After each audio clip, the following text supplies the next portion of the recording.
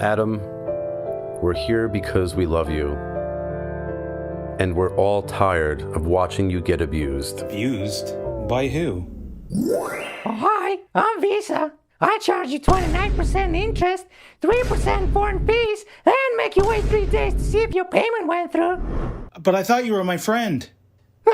No, Dash is your friend. Instant, private, under a penny, and with Dash Spend, you walk into over 100,000 stores and pay like a boss.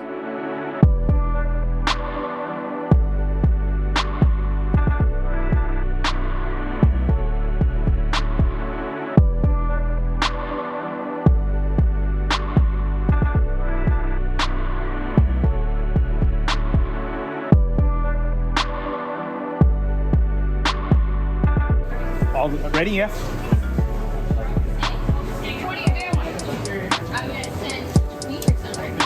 Awesome. Thank you very much. Feel alive, guys. This is awesome. Tastes like freedom. And I save 5% by using the app. That's the Dash High, baby. Let's go. Download the mobile wallet, one tap, boom, financial sovereignty.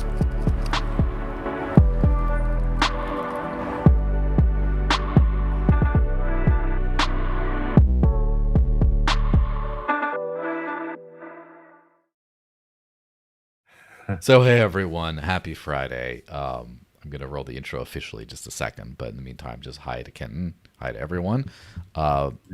We were sort of talking about the Thor's Day, etc. producer with the Coke, and I have no idea, and I'm baffled at that name. Why does he go by with the Coke? Which Coke is he with?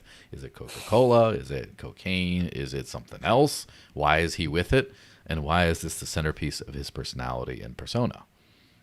Does anyone have answers? Anyone who can drop in the live chat, let me know, because I stay up late I stay awake at night thinking about this stuff. If that's what keeps you up at night, Joel, you're doing pretty good, man. Yes. Absolutely. So, yeah, I mean, how's your day been? You've been kind of busy running around doing all kinds of stuff. Yeah, that's been my day now for the last 6 months, basically. Been good. Just always kind of running from one thing to another. Just chipping away at things, trying to get things done, move things forward. I'm a bit. I have to apologize to you. I'm a little bit groggy. I was up last night. I had a couple cigars, and so I was up all night. Didn't get much sleep, but wasn't drunk. I'm not hungover. Just the cigars just are stimulants. So it keeps me awake. Yeah. Okay. I opened up as we were sort of talking about this stuff about the history, right? We're gonna hit the intro in just a second. We'll get people on board, but I finally got everything queued up, and everything should be good. Yeah. So. The cigar thing is interesting. I've never been a cigarman.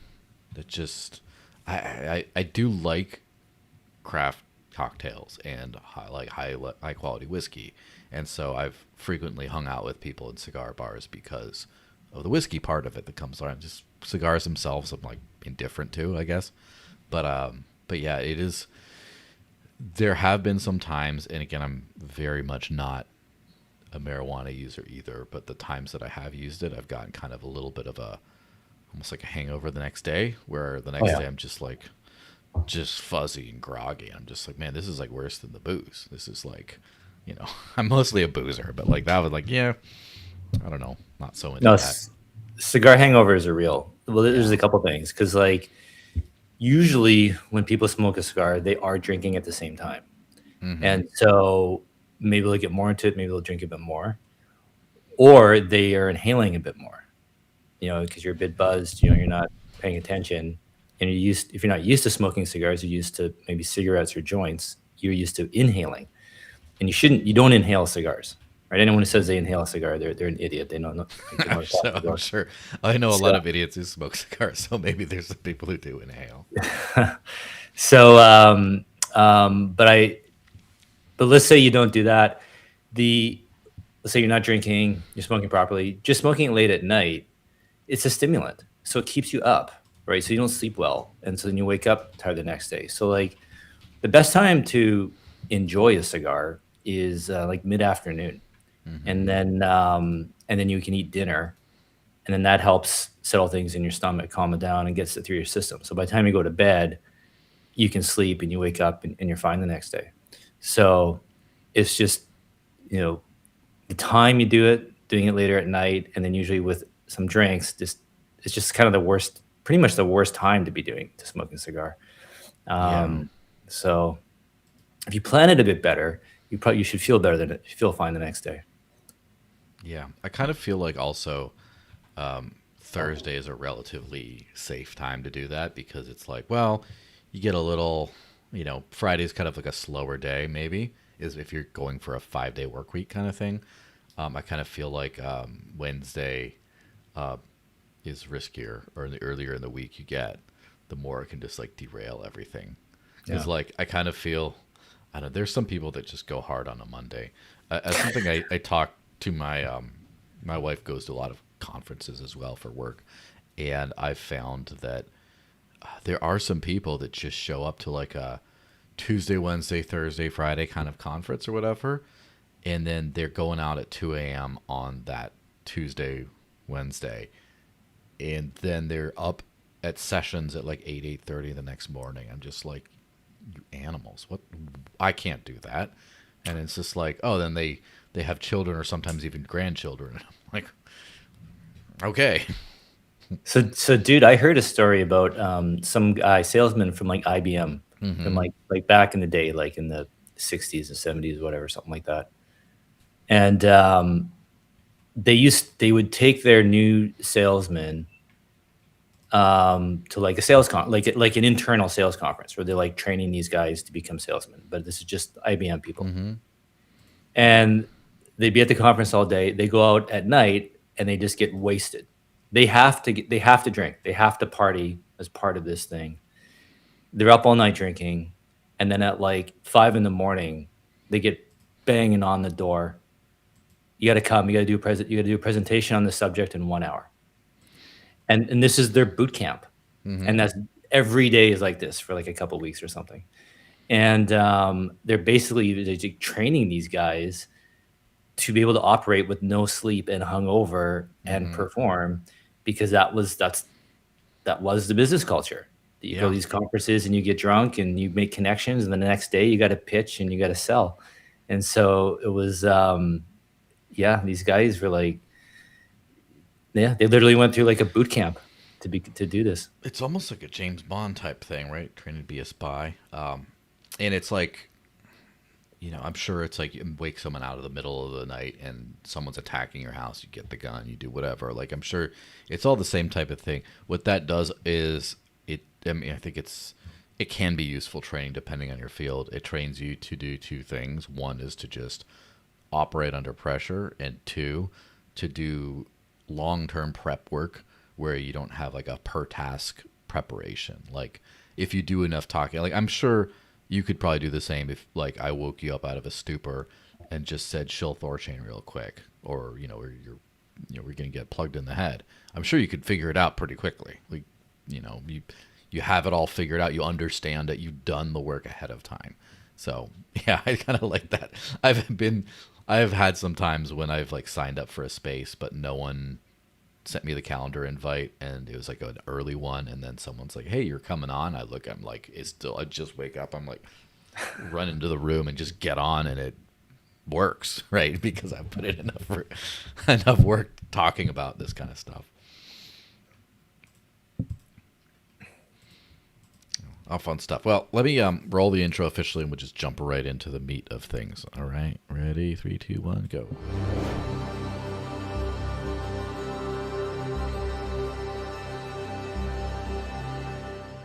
There we go. So, hey everyone, officially welcome now. This is the Dash Podcast, episode 223, which is a lot of Dash podcasts I've done over the years. It was a weekly one from like 2018, 17 for a while, and then I migrated to my own channel in 2020, and it was kind of a monthly one ish since then. But I'm joined by the one and only Kenton, Ralph, Toews. How's it going, man? Good, man. Thank you. Thanks for having me, Joel. How are you? I'm doing fantastic. There's a lot of good stuff going on in crypto. A lot of the, I feel like in the right parts of crypto, there's a lot of good stuff going on. There's happy to be chatting.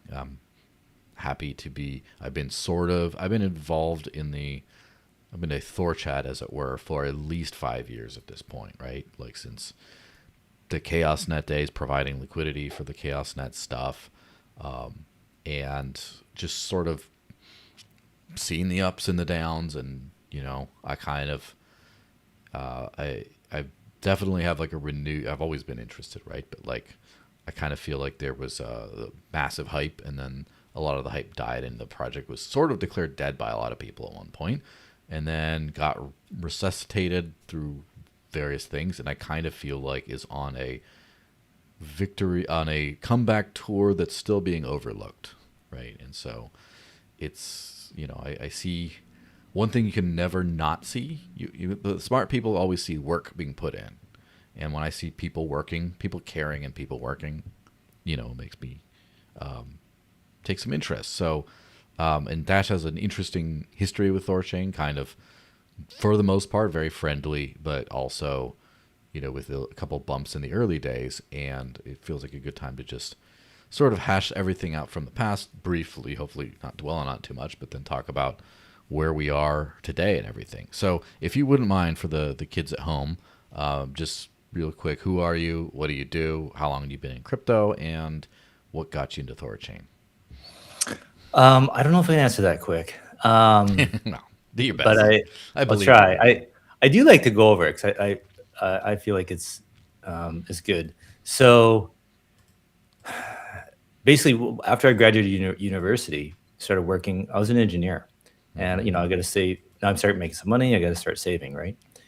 And I came across gold pretty quick, and I fell down the rabbit hole of like fiat money, central banking, Austrian economics, libertarianism, all that, anarcho capitalism, all that good stuff. And that was around 2004 ish. And so I was a gold bug.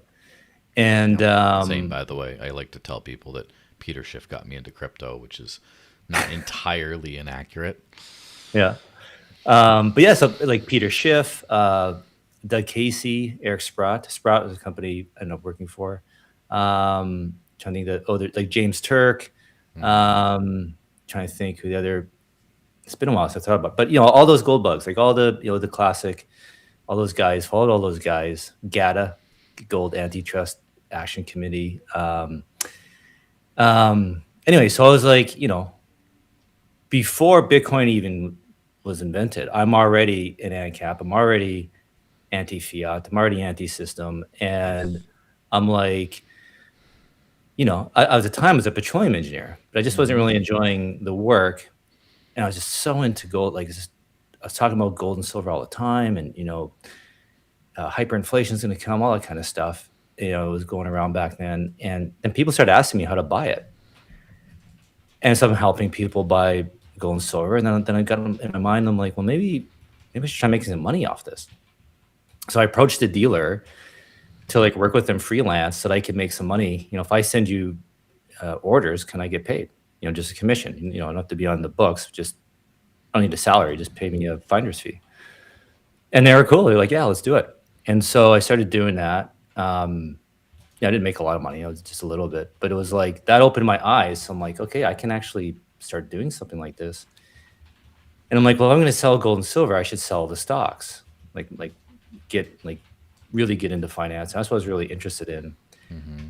So I quit my engineering job to work for Sprott Asset Management. And they're like, anyone who's familiar with gold and silver industry, like they're a big name out of Canada. And I worked at a Rick Rule's office in California. And their shtick was just gold and silver stocks, mining stocks. And they're pretty plugged into the gold bug libertarian community. And around that time, when I started with them, that's around 2011. So Bitcoin had already been out but I was like a dumb gold bug. Money's got to be tangible. You got to be able to touch it. It's got to have intrinsic value and all this kind of stuff. And like, so I first heard about Bitcoin. I'm like, this is dumb. Like, it's not going to work. And but where the servers run. yeah, dude. Every normie argument that we've heard, that was me, right? I can admit it. I had all those same criticisms, but I'm happy to say it out loud because I think like it's okay to be wrong, right? And this is where a lot of people screw up is they come up with a conclusion or something, and then they have to stick with it the rest of their life. They can't walk back, and I'm like, there's nothing wrong with being wrong at first, as long as you catch yourself and correct it later, right? And that's what happened in say I think 2013 when Bitcoin ran to 1,000. I'm like, okay, I'm getting something wrong here. I need to like reevaluate. And then I actually really put honest mental effort in trying to understand and learn it. Whereas before I was just being dismissive, just like, yeah, of course. I don't even want to hear, it's stupid. Don't tell me anymore. Right. I was just being ignorant. And so then it started clicking. And for me, what clicked was understanding the concept of network effects. And it's, it doesn't matter how many forks of Bitcoin there are. You can't fork the network of people working on it. The network is what has a value. And then the concept of decentralization, which it just took me some time to really understand it. And then like when I did, I'm like, well, of course we have centralized banking. We need decentralized banking that no one person can control or censor or stop. And I'm like, that's the 0 to 1 here is this form of property that can't be censored. People with guns can't take it. Like this is the huge invention. And so so I guess around maybe by 2015, I'm like, okay, Bitcoin's for real. But I'm like, oh, but it's going to take forever. It took, I'm a really smart guy, and it took me a few years to understand Bitcoin, and no one else is going to get it. It's going to take years before this catches on. And then boom, we get 2017 and the ICO boom, and 2021. Like this thing is, like crypto is taking off. Like this is happening much faster than I thought. So I'm like, I need to get on board, and I've been bugging Sprott since like 2016 to like, you guys, we got to start some kind of Bitcoin fund, crypto fund, whatever. And there's just no interest. And on and off, I bugged them over the years. And then after the 21 bull market, I'm like, I'm just tired of missing out professionally. Like I can't, this is a problem. I was working at a publicly traded company, compliance at the yin yang. Like I can't post anything on social media. Like I can barely fart without permission. You know what I mean? Of course. And so, and then around that, around 21, that's after COVID, all the wokeness and lockdowns. And I'm like, I'm just like mad at the world. And like, I need to go out on my own. I need to spread my wings, kind of. And so I was helping clients with crypto on the side, but I wanted to do it professionally. And so, yeah. And then also like fight back against the system. And like, I view crypto as like our revolution. This is everything we hate in the world. This is how we fix it. Like Bitcoin fixes this. I agree with that. I believe that. And so, just instead of, being wallowing in self-pity or hate or anger or whatever, like I can channel that energy into action. I can do something to try and make the world a better place, right? Everyone wants to change the world, but nobody wants to change themselves. So, I got to change myself and what I'm doing. So, so I left Sprott to start my own asset management company to specialize in crypto. And at that time is when I was personally getting more into THORChain. And it was just clicking with me. Like, it's no censorship, decentralized. Back then they're talking about getting Monero. The token, the Rune token, having like actual utility. Like this is like unprecedented in crypto. Like most of this is just governance token garbage, right? And I'm like, holy smokes, this is cool. And so I was thinking for when I started my company, like I want to do something cool. I want to do something ordinary, right? Like there's kind of two types of crypto funds. Like basically you're just using leverage to trade Bitcoin and Ethereum, or your VC fund getting into all these like penny stock type startup cryptos, and then you just dump when the token goes live. And um, I'm not into leverage trading. I'm not good at that. I'm not an algo trader like that. I was doing the penny stock stuff. That's what I was doing at Sprott. The like basically mining penny stocks. That's what we specialized in. And so I kind of saw the writing on the wall with that whole industry, the VC industry and crypto, is that all these guys are piling in and there's no exit liquidity. Maybe there was a few years ago, 5 years ago, 2017, but now, no way. Like, I think they're all hurting. I think they're continuing to hurt. I don't think that's the way. So I wanted to focus on the top 100, the mid caps. I thought this is where the opportunity is, because the new money coming in, they want liquidity, they want to see utility, they want to see a track record. And so, and then my experience with penny stocks is you want to be in something that they don't need to keep raising money to stay alive. Of course. That, right, you're just going to get diluted to heck, right? And so with THORChain, I saw a very tight share structure, very tight, like really good tokenomics. And I'm like, if anybody wants to get into this thing in size, they're going to have to buy in the secondary market. And so, and then it just aligned with my morals and philosophy. Like, we're changing the world here. This is freedom tech. This is, true permissionless. And so if I'm going to sink my time and effort and money into something, it's not just to make money. I want to make money, but like, I want it to mean something too. And so it's just kind of the stars all aligned. And I'm like, I'm going to start a fund to just buy the Rune token and run nodes on THORChain. And this will kind of set me apart. My fund is truly unique. It's a one of a kind. It'll help me pitch to investors. That's how I'll help, for my business stand out. And then also another reason to focus on one token is that in order for if a protocol is truly decentralized, and I do believe THORChain is one of the most decentralized protocols out there, the nodes have to be active. You can't be like with Bitcoin mining, you can be passive, just turn it on and whatever, right? But in a protocol like THORChain, the nodes have to be active in the governance and paying attention to what's going on and vote, contribute or criticize to any changes.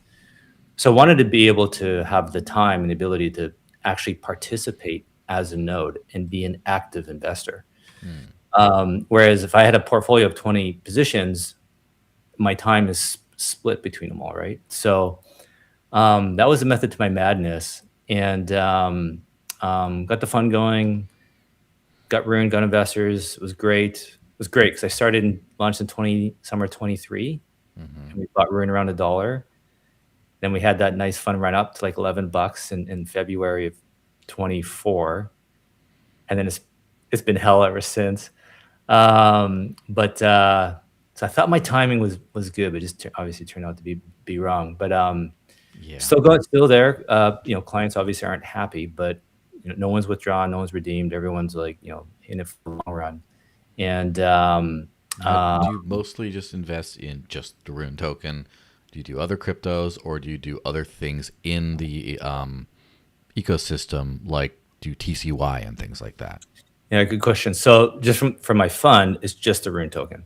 I did toy with the idea of TCY. I play with it a little bit. I found it pretty illiquid. And to be honest, the yields are just better running nodes on THORChain. And then so does the fund get from the nodes, or is it just the Rune token? Okay, well that makes a lot more sense. Yeah, sorry, I'm bonding the Rune. Sorry if I mentioned that. So to get yield. So the pitch to investors is passive income.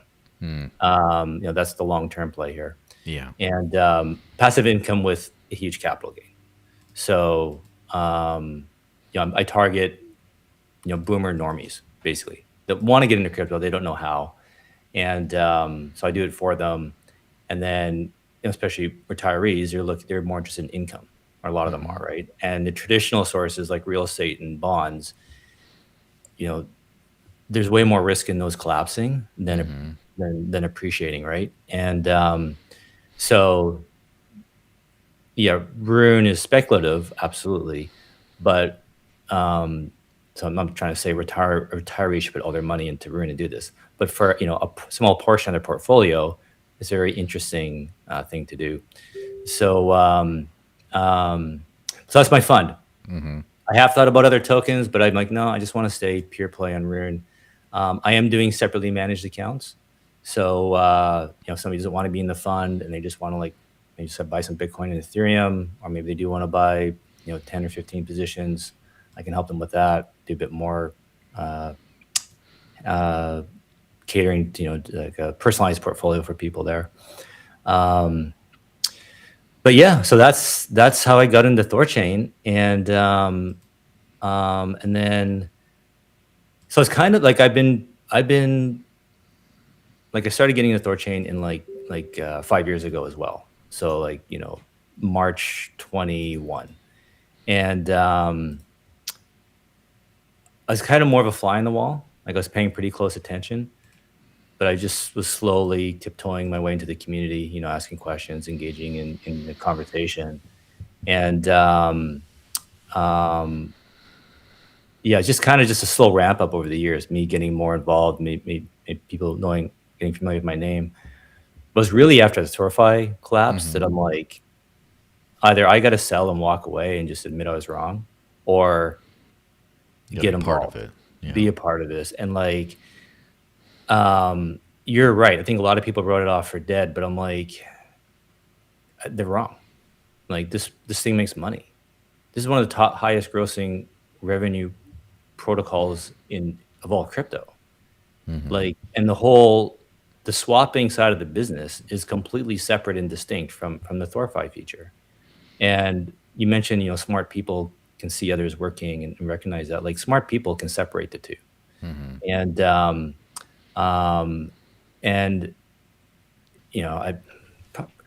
don't necessarily want to open up the THORFi can of worms, but everyone makes mistakes. Like this, you make mistakes when you're young, right? We all do dumb things when we're young. We can all say should have been this, whatever.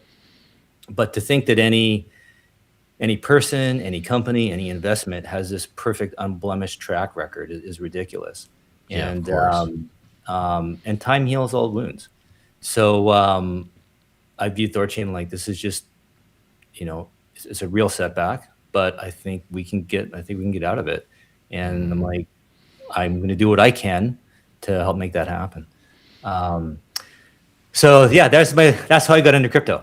Yeah, that makes sense. Something I think you mentioned about, the whole passive income type thing, and also revenue generation. I kind of feel like at least that's where my head is for the crypto space. Obviously, I'm focused on, I'm not from an investor standpoint at all, much more of an idealist type standpoint, but still, I kind of think that there is a certain amount of value in crypto, because most of crypto is just come and gone. And I think that there's a value to something that has been here for a while it's not going away, and is producing some sort of real usage, like a business that has customers, and the customers pay more than the goods and services cost to provide to them. I mean, it's just isn't that 101 stuff? And so, especially something where all the risks happened, right? The risks happened, you took it on the chin, and now it's one of the more upside potential kind of things, I would think. At least, again, this is my maybe ignorant perspective, but it does seem like a lot of the space, the investor class of the space, tries to go for new, untested things. That's why everything has this big old run up and crash to nothing. It's because they just get in because this is exciting. And if you get in on the ground floor, get in on it, but then you don't know if it's going to sustain. And then the things that have survived that crash, it's just people don't want to get back into for some reason. And I think those people probably are dumb and will lose money compared to the people that have sort of done risk analysis and looked at it and be like, well, this is producing real things. And, this is probably going to still be here in 5 years. Yeah. Yeah, exactly. Yeah. So as far as the history, so obviously I've been involved in the Dash community coming up on 10 years on and off. Been mostly full time since the last couple years, but did a lot in the past. And it was sort of in a little bit of like a semi-sabbatical time that this whole thing came around, but I still pushed pretty hard because I remember as a user of Shapeshift back in the early days how valuable that was. And then Shapeshift got sort of shut down, but KYC implemented on them and a bunch of other things. And when THORChain came out, it was the first thing that seemed like you could just do a Shapeshift thing, but it's like at the protocol level. And I mean, obviously, I'm not making it sound very smart by, framing it like that, but that's the value proposition was super immediate. And I was like, oh, this is cool. And it was also right in the thick of the Dash delisting season, where of all the privacy coins out there, Dash has had the most listings, so therefore had the most to lose from delistings. And a lot of the community had PTSD about that. And so it's like, hey, let's explore this.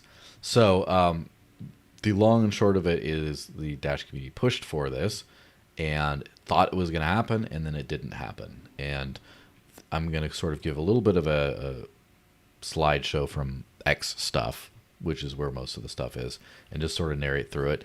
If you want, you can just open the YouTube or whatever in a different tab and just watch it, or you can just take my word for it, I guess, as the rest of the community kind of sees it. Are you talking to me or the audience? You as well. Oh, okay. In case you want to follow along, it's not. Yeah. How do I follow you? Sorry. Just go to wherever I posted the YouTube link. You could do YouTube at youtube.com at let me see. Just double Wait, check. is it on your Twitter? Yes, it's that feed. Okay. Just the feed the thing that you shared or hopefully shared.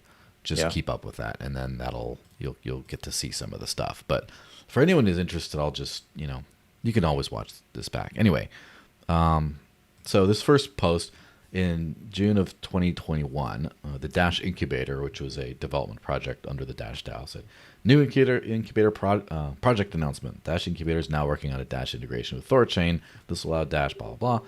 The THORChain account shared this and said, here for this. We'll promote the Dash launch, although it's ultimately up to the nodes to run the client. And then some more stuff. Here's a screenshot of like the Trello board of all the stuff. It says, Dash project is self-organized, building a Dash bridge to THORChain. Well done. It's very well thought out. Dev is now in Discord being supported by THORChads. Let's get it.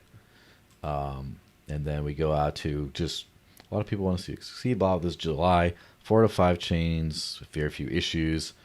And says by extension, any UTXO chain could be added as stable, and it includes Doge, Zcash, Decred, Dash. Those were ones which were actively in talks at the time. And then you go to, makes it more suitable for UTXO chains, blah, blah, blah, mentions. And then it says, be the change you wish to see in the world. Decentralized liquidity coming to Dash soon. Thank you, Exodus 3. And this is September of 21. So, and then you get to here. Dash and Decred have been community built as a close fork of the Bitcoin client. At this stage, it's not assessed to be a high burden to THORChain since they rarely fork or change significantly.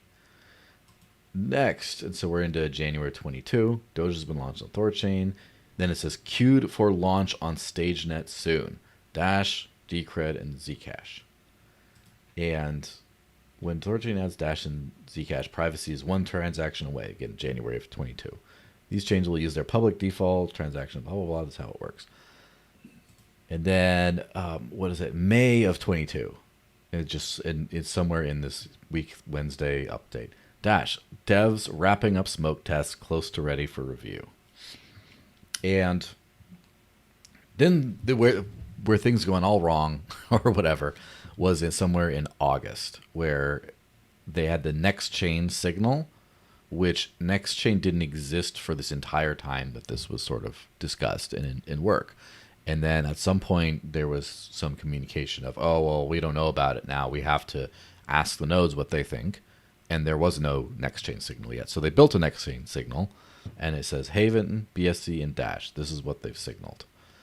And then after that, then it moved into, as a friendly fork, Maya will be adding new chains not yet on THORChains, blah, blah, blah. And starts mentioning about watch out for Osmosis, Binance Smart Chain, and Dash. So basically, and so people have been in this big long thread here with all this kind of stuff. There were some people asking, myself included, about like the THORChain, why didn't it integrate Dash or Zcash? It said the protocol does not scale well with lots of small clients.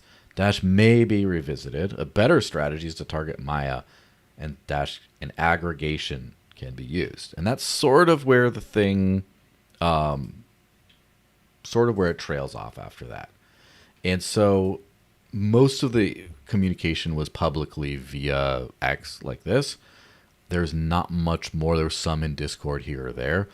But at one point, the Dash Investment Foundation bought about $100,000 worth of Rune, which was at around like $8 to $10. So again, your fund did a lot better than we did in order to help seed the pool. And then things abruptly changed, and it seemed to be very, I don't know, very clear from all that the intention was to add it, and then just something changed.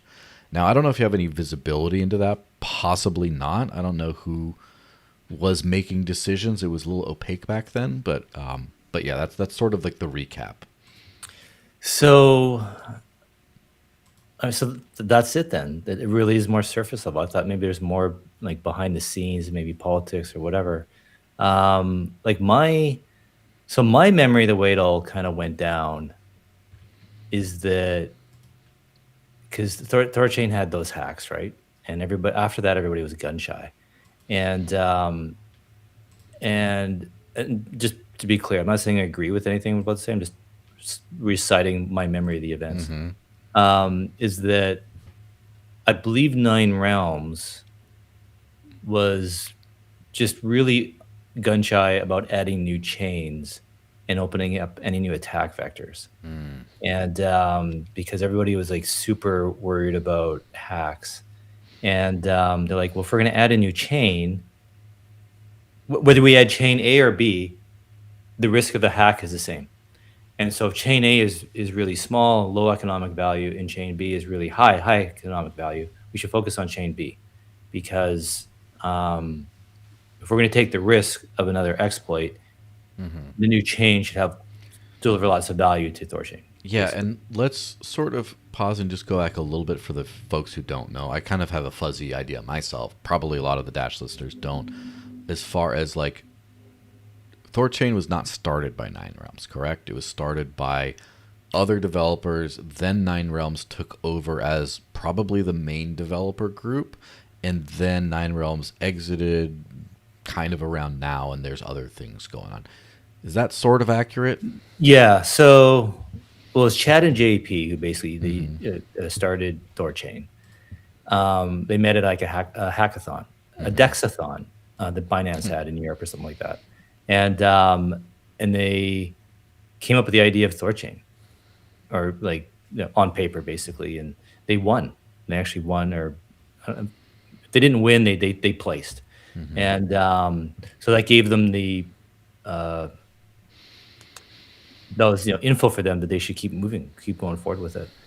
And then I think they hired, I want to say like 4 other people, and I think there's one other guy. I think it's how do you say his name? Hilda Vistor. How do you say? I don't know how you say the Norse name. Hildy something. Yeah. I think he was kind of like the third main guy, and then they had a few other devs, and I think that was the core team that built THORChain. I think Chad, he's still responsible for the majority of the code, and part of their. But this is like back in 2018, 2019 days, 2020, and they're like, this is when the authorities are still hostile on crypto, and so they had this idea of we should model THORChain on Bitcoin, right? The most successful cryptocurrency in the world. We should echo Bitcoin in design and all that kind of stuff. And part of that was having a planned, they call it planned obsolescence, where basically like how Satoshi disappeared and handed Bitcoin off to the community. The core team wanted to disappear and hand THORChain off to the community. And I think part of that was just to try and help distance themselves, because this is real freedom tech. Maybe they don't want anybody coming after them, try and prove it's decentralized, blah, blah, blah. I personally never liked that idea, because that's a lot of intellectual capital that we're losing. I think Yeah. To have them just walk away for the sake of walking away, like it's not good. But whatever, I get it. So Nine Realms, Gavin kind of knew this was going on. He's like, well, I'm into THORChain. I'm a Thor Chad, and he's like, well, I'll build a dev team to Mm-hmm. take over and manage THORChain going forward. And so that was always the plan, or it did happen. Like they were in more control. I wouldn't say they were in total control of the protocol. Nodes still have to approve everything. Yeah. But majority of what Nine Realms wanted to do, the nodes would agree with. But Nine Realms is great at explaining themselves and justifying it. And one of the things that attracted me to the THORChain community is that I think overall everyone is pretty intellectually honest, and the best ideas come to the surface, and so the nodes can vote on those. But I don't know if you want to get into it, but whatever various events, now Nine Realms is basically no more and are no longer working on THORChain or anything else for that matter. As a going concern, as an entity, I think they're done. And we basically gone back to Chad and some others now. Back to the originals. Yeah. Well, I think it's just Chad is the only original. I think JP, he's done. I know he's working on stuff for Monero, but I think he's largely stepped aside this time, doing the personal stuff and focusing on multi-sig. So now it's Chad and then the guys from Maya Protocol. I think a lot of those devs are helping now. So we got like a changing of the guard. And so, yeah, does that answer your question? Does that help? Yeah, that's a lot of it. First, do you know why Nine Realms decided to exit? Not that they need, after all these years of service, they need an excuse. But was there some sort of like we'd rather work on something different, or we don't like something about the direction of the project, or was it like, I don't think it's speculation here, but yeah. Yeah. Let's put it this way: everyone at Nine Realms is going to work at different companies. I think as a business, it isn't working out for them. I don't think it's necessarily specifically to do with THORChain. Now, the money they're making from THORChain obviously collapsed, right? We're all down over the past year, so all that revenue they're getting from THORChain is down too. So, and they had some other business lines and whatnot that I don't think are enough to support the business. So I'm insinuating, right? I don't have firsthand knowledge, guys, but from what I hear from like the people that I know that are at Nine Realms, they're all going to work somewhere else. And so I think as an entity, as a company, they're just hasn't worked out. Yeah. So I don't think it's anything specific to THORChain. Yeah, so the switch in direction a little bit, because this is where there's opaqueness from the outside, and again, maybe you wouldn't even know this, but it was very clear a development direction, and something changed with Cold Feet before the node voting mechanism was even implemented. And I'm wondering if it was like, it sounds like what you're saying is like again, it's a lot of speculation, right? But like fear of hacks and being like, well, we have to make sure the juice is worth the squeeze. Therefore, we need to prioritize, I guess, higher capital chains to make it worth it. And then some of these other ones that had a lot of fun community support, maybe they're not going to pay the bills. So let's kind of prioritize the stuff that pays. That was my takeaway.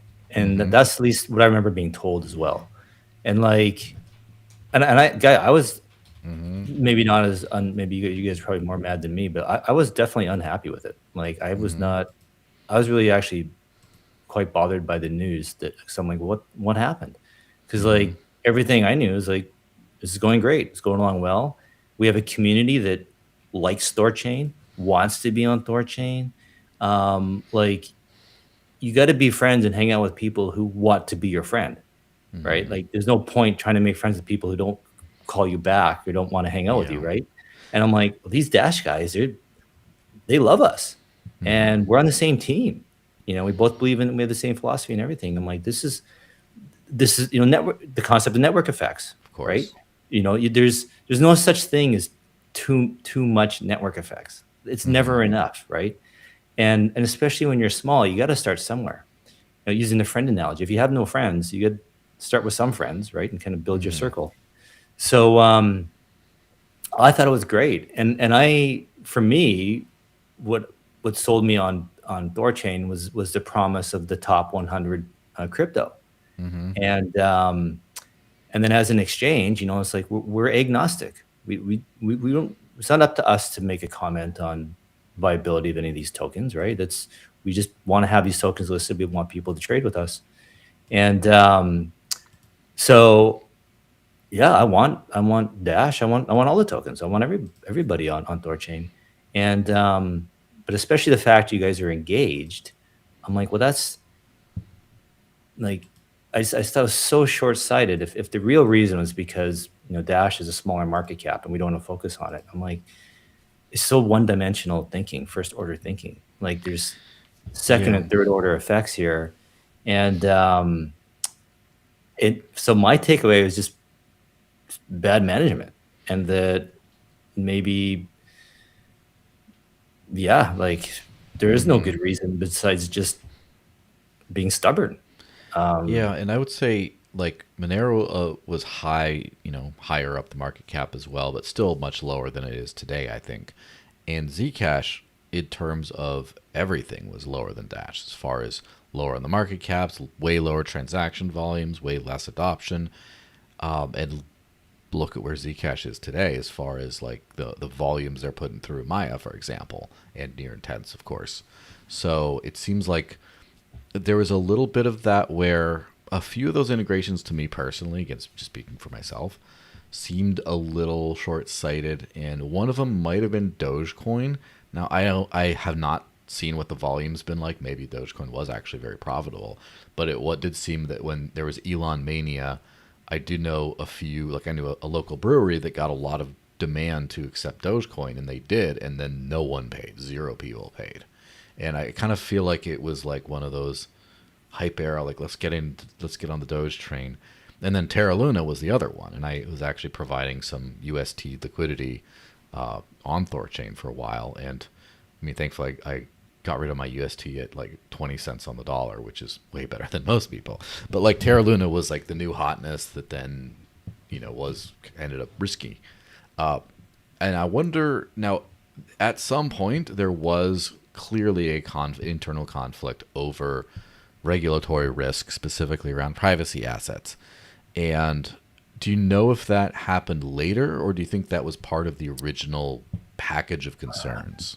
It might have been. I'm trying to remember when did the Tornado Cash guy get kidnapped? That was 22, right? Summer of 22. Like that, yeah. And you guys, was that around the same time that Dash was trying to get on THORChain? Yeah, I mean, the tone changed August of 22 from the public statements and stuff. Did it? Okay, then that was definitely it, because it was that summer. So actually, before we get into it, I just want to make a comment about Dogecoin. I think there was some liquidity lined up for Dogecoin, and then it fell through at the last minute. So we kind of like went live with it, and the people who were going to support it backed out. But back to, summer of 22. Yeah, I'm pretty sure it was the guy was arrested, I think, in July. And then I think beginning of August, we had a really heated debate in the THORChain community about supporting Monero, about, having it. And there's even talks about forking THORChain. And I remember the Black protocol or whatever. Yeah. Was JP working on that one, I think? Yeah. Or I think it was that Hill de Visor, Phil guy, I forget how to say his name. And there, so fork could be, super cypherpunk privacy, we don't give a damn with you, we'll do whatever we want. And then the other one would be like safe THORChain. And I think, and that was definitely driven by 9 Realms. 9 Realms was, my understanding, anti-privacy. And not so much that they're like, it's not like they're Big Brother or whatever. They're docs. They're next on the line. They have a public company in the U.S. They're U.S. persons, and they just weren't comfortable with that risk. And so that was my understanding, that if we did have a privacy coin, that they would walk, or at least no one told me this directly. This is what I'm reading, kind of talking to Night Realms people and just reading between the lines. So that might have been the case, that people they're just worried, they're scared, they didn't want to do it. Which is, for me, I have to slightly steel man that. Like, I have not been threatened with prison before, and people who've been on this, maybe not the Dash podcast, but this very podcast, at least 4 different people are or have been to prison over crypto stuff.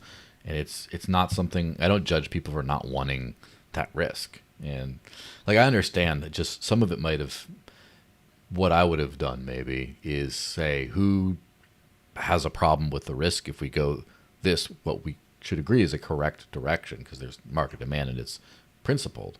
And then if people don't want to work on it, be like, well, can we find enough good competent devs who are anon or in different countries or whatever, that we feel comfortable with it, and rather than just sort of shut it down, Well, and this is back to network effects, is that, like, it's not like this, Dash goes live and tomorrow somebody goes to jail. Like, Tornado Cash was on for, I don't know, how long would it go? For 10 years? How long? I don't know, 5 years that it ran? What's his name from Samurai Wallet? Samurai Wallet was around for several years before anything happened. So, like, that's our window. Fine, we might start the clock ticking, but at least we have a window that gives us time to grow, increase our network effect, get more decentralized, to hopefully prevent anything like that from happening. But at the same time too, like, depending how you look at it, like, I'm a bit of a cynic when it comes to government, like Big Brother and tyranny. Like, they don't a bit of care a cynic when it comes to government. That's a very nice way of saying, voluntarist anarchist. But yeah, like, the laws don't. It doesn't matter what's written down in the laws. They're just going to do what they want. They have the guns. They have the weapons. If they want to throw you in a cage, they will. They'll just make up the law, or just reinterpret the law to justify their actions, right? Yeah, and that's another thing I think people didn't necessarily get with the whole privacy debate and crypto in general, is there was this idea in people's heads, this was way beyond THORChain too, that we're going to go to prison for this because it's like illegal. And it's like, there's not a single law on the books saying this is illegal. It's like, it's one thing if it's like, if you are a developer for privacy chains, you may be held criminally liable for people. If there's a law on the books and you're asking people to go against the law, I understand that. But if you're just saying, I don't know, and it's just spicy and stuff, and I don't really have a respect for that for the most part. Yeah, like, and so in that case, if you're like, well, no, governments are honest and they do follow the law, you're exactly right. Where are these laws that anybody is breaking, right? Like, they have to get, even in, I'm not too familiar with any of these cases, but from what I do understand, they're finding some really, like, edge case type stuff to, like, try and pin on people. Whereas, like, other than that, it's like, it's like no, like, it's, gun manufacturers don't go to jail for making guns, right? Like, it's easy for me to say I'm not writing the code, right? Yeah. I am public, I am doxed, I do run nodes, I'm tall grass in the THORChain community, which is funny because I feel like all the people who are the tallest grass in THORChain are all doxed. And but, like, I'm not saying I want to go to jail, but at the same time, like, I want to live on my knees. Like, at what point, guys, did we got to take a stand at some point, and, like, this is it. This is our window. This is our opportunity. And, like, I think we can win. I think I think we're getting to that point where it's harder for them to justify their tyranny, harder for them to get away with it. Even if the current administration in the U.S. changes, And let's say it does get bad, and they do start going after people. It's like, well, that doesn't mean we should stop. Like Of what? course. You So I know, think that like different conceptions of this have been kind of funny, right? Where when I first started out, I thought that this was going to be illegal at some point.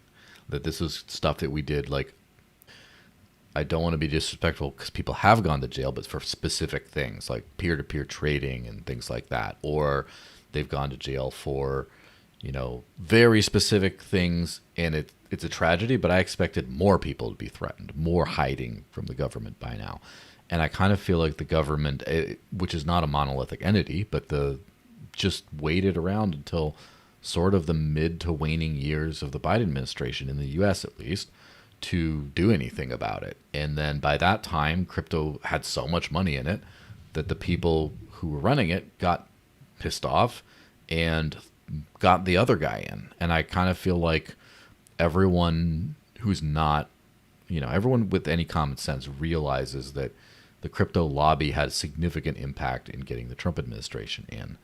And maybe I'm a chump, but I just can't see back to the Elizabeth Warren war on crypto days, the SEC wrecking everything days. I can't see a return to that next administration if it turns blue, for example. I just think it's kind of too late. I don't think we won, but I think we won our right to exist legally. yeah, yeah. I think in my mind, so I agree with you. And if they're gonna like attack us, it'll be like an indirect attack. It won't be like outright, throwing people in cages. It'll be like, closing the on and off ramps. You can't, if if you're using privacy coins, you can't convert it into fiat or something like that. And just try to kind of like cut us off at the knees. So that could make, the genuine real crypto stuff actually lose value and be hard for it to gain adoption, hard for it to go up because it's cut off from the on and off ramps. Like, so if you think about it, if they really want to, like if those few people they arrested, like they're trying to make an example, right? And scare everybody, right?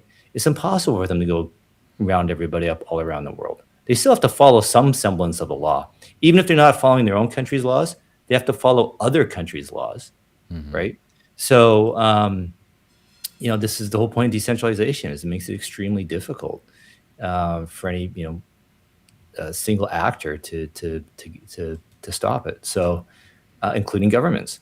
And so I feel like the cat's out of the bag. I think they'll try more indirect ways to stop us. I'd be surprised if there's anything really direct.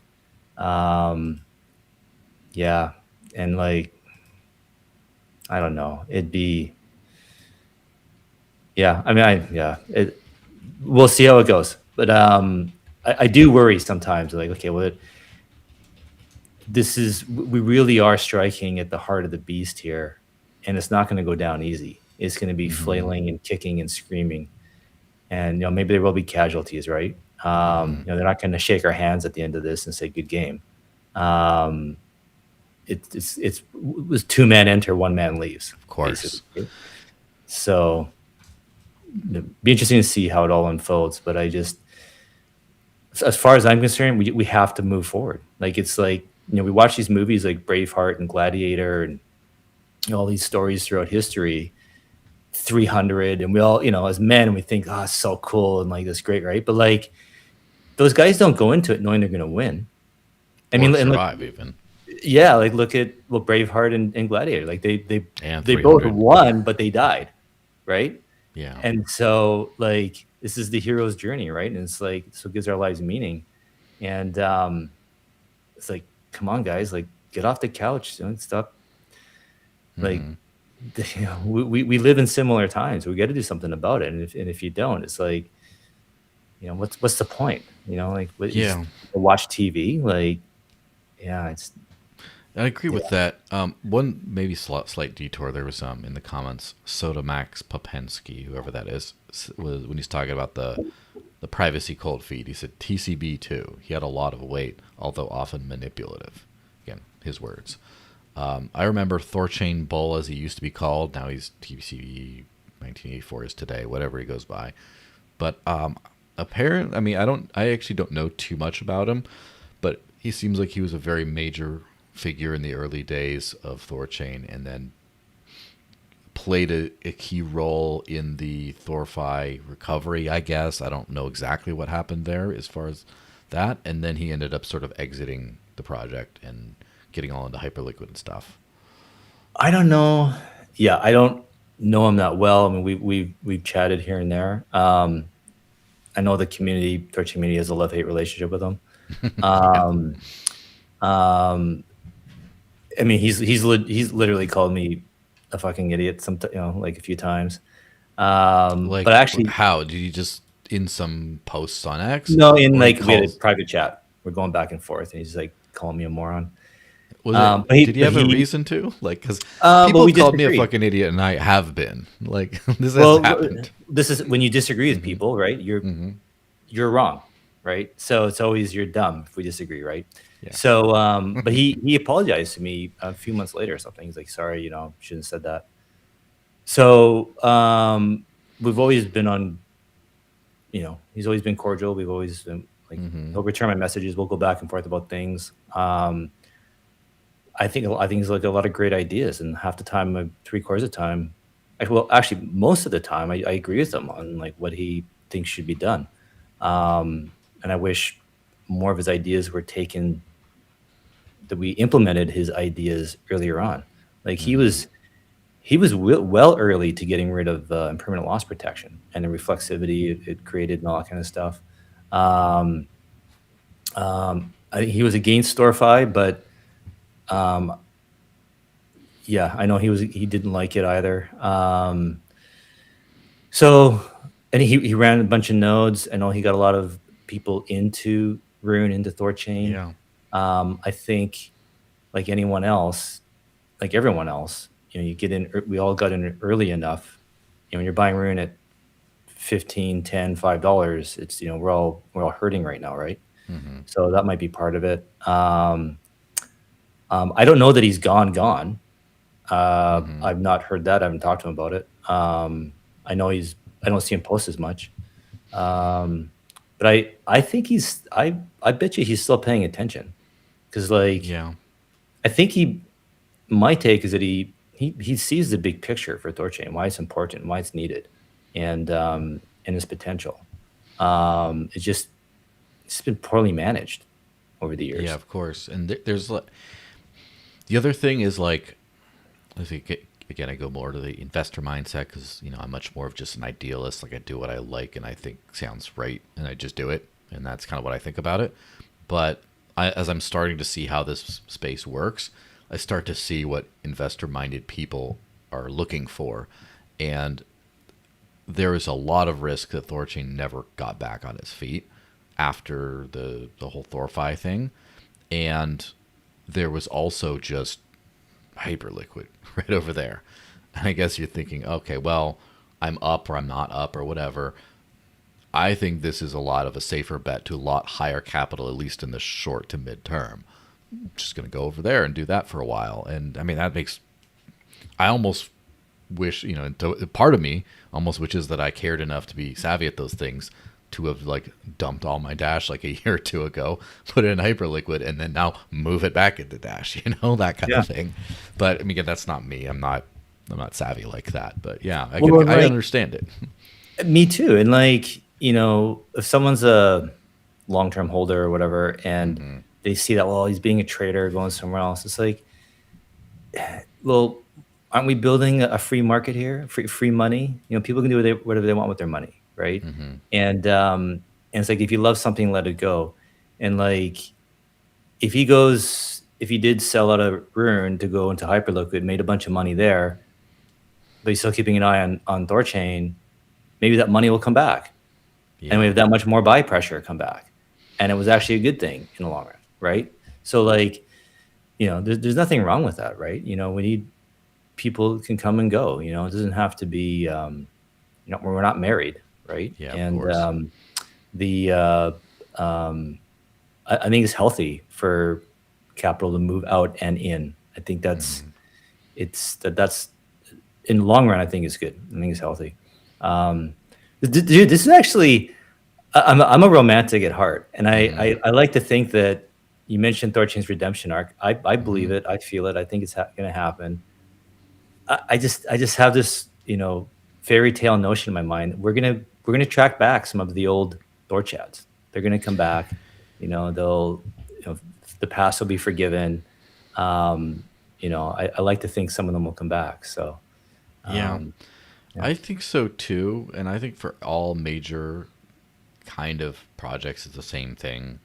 I think that people have other things to do sometimes, but also people come on success. Like anytime there's a pump, I notice some old faces pop right back in. I'm like, oh, I remember you. And then they're just like, they want to be part of something. And sometimes just the drudgery of just grinding and making the partnerships and cranking out the code and just everything is just like, it's years of life. And I kind of think if you're not if that's not your full-time job, I don't expect you to be around in the bear years, kind of, even though it'd be nice. But also, like, one thing that I think is a little, that at least maybe this is a big bunch of cope, and maybe I'm going to have to change my handle on X too with the cope. But as far as like, I like to think that when you're in the sort of investor, you're kind of in the mindset of long-term thinking, that you do certain things, get into things before they're profitable, not when they're profitable. Because then if you get when they're profitable, you buy $10 rune, But so as part of that, I kind of feel like a cross-chain DEX didn't really exist. There was a bunch of bridge trash, and then THORChain came out, and so that was like the thing.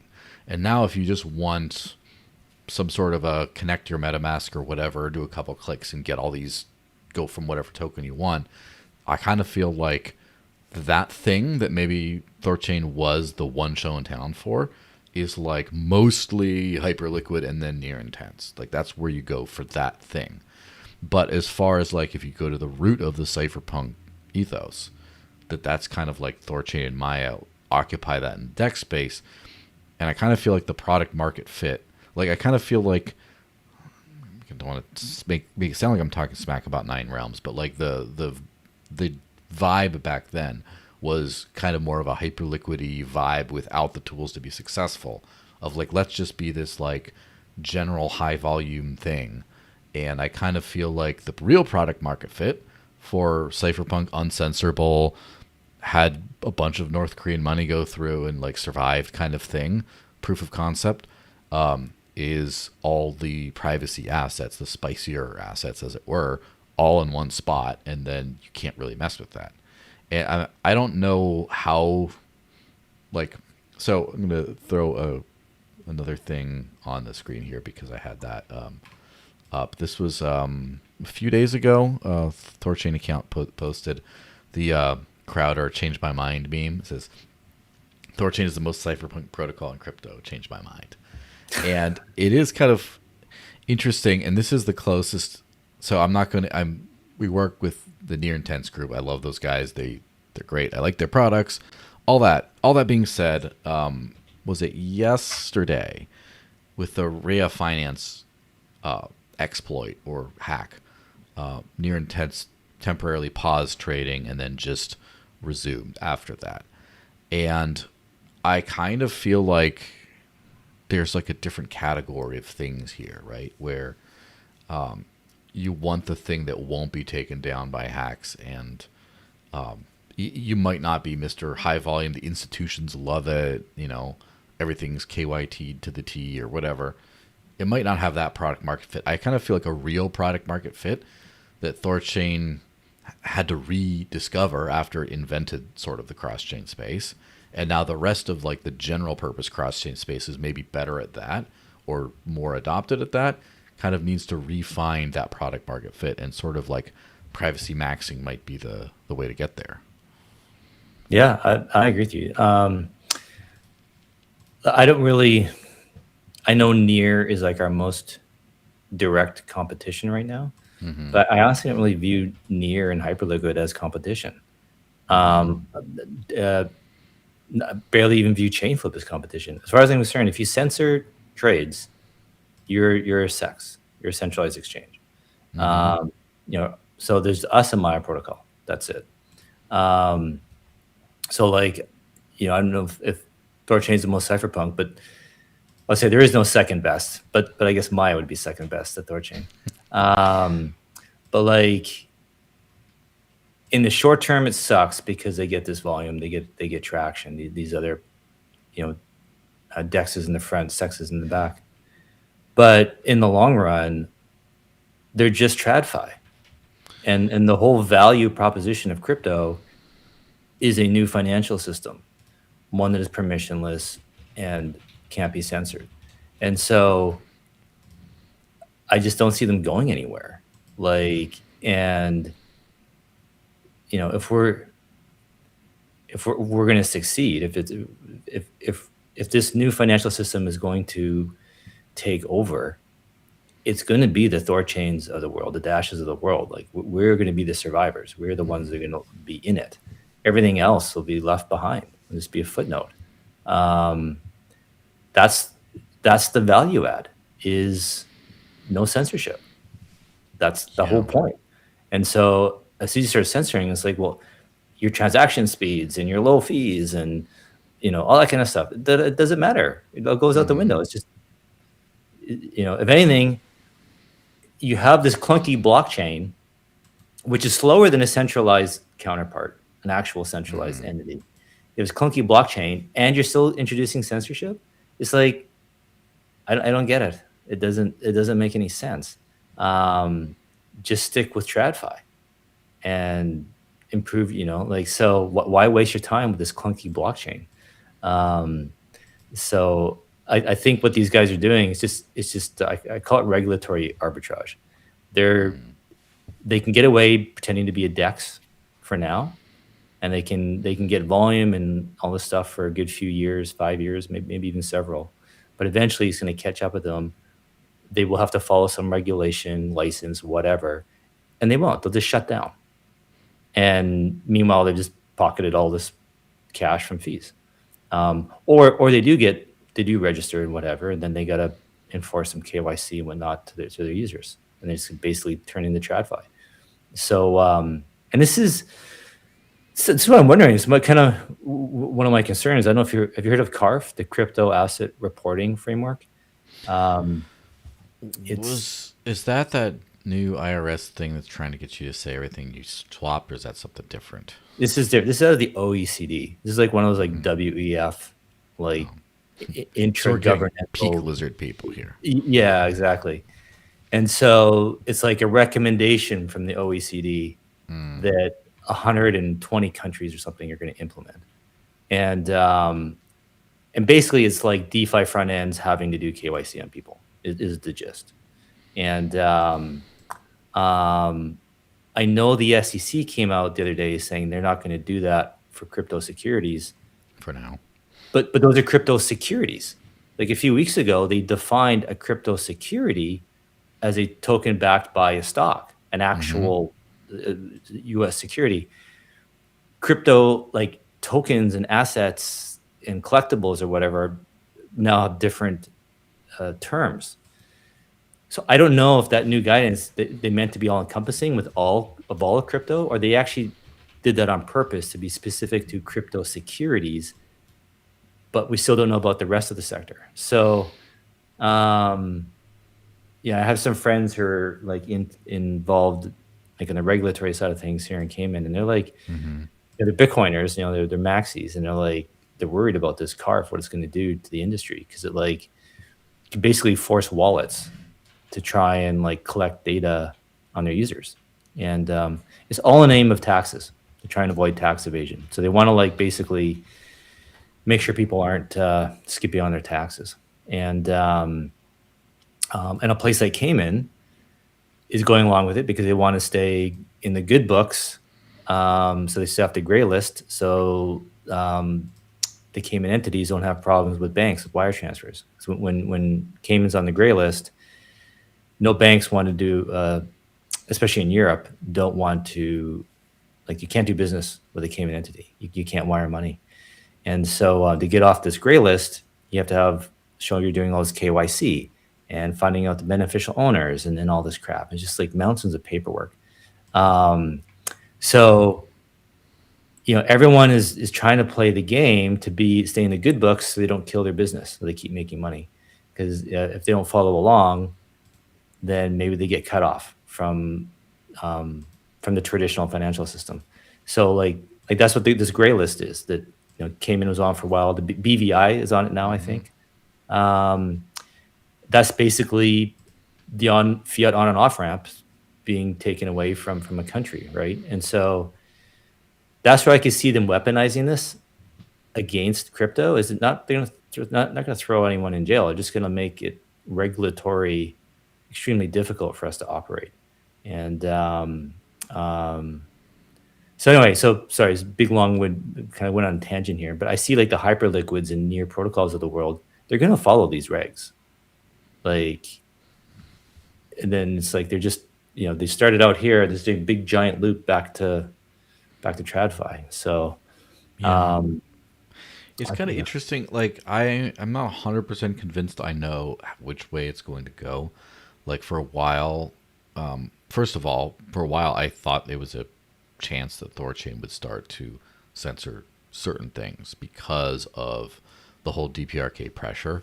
I mean, I remember like it was grueling pressure, right? People were very upset. You had people like Tay, our good friend Tay, losing it online, and Zach XBT and all this kind of stuff. And then it didn't seem for sure that THORChain would just let DPRK trades go through at the protocol level.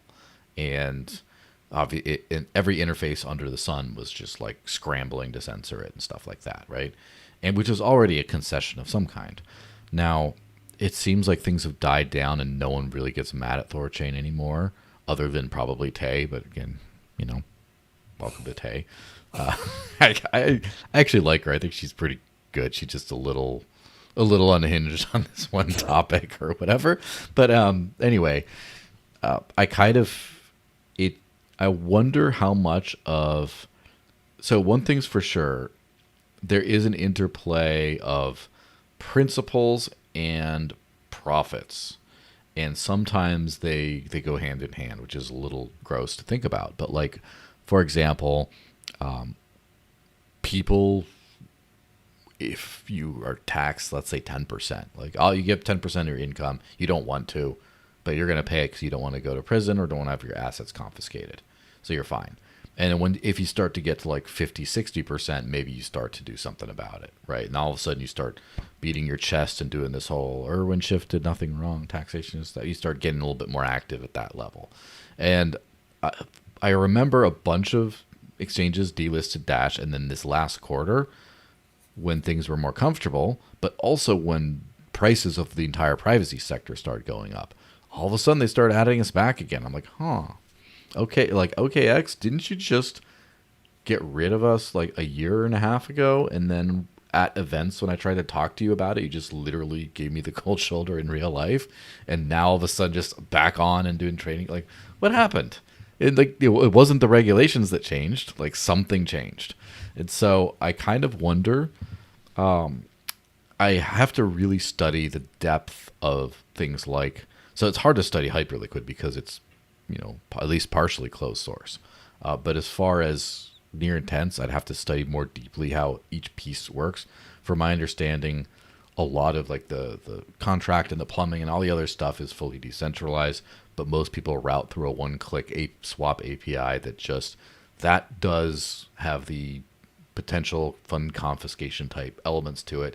You can just raw dog it through the network, kind of like it's kind of like constructing your own memos, but it's much more difficult than constructing your own memos for THORChain, for example. It's so, we want to be fair with all these things. I wonder what would happen if we started to have like, okay, you need to KYT all this stuff. If it starts to get too bad, I wonder if it would just be sheepishly become a Nuvos X, or would it be start to create other one-click swap API competitors or other things like that.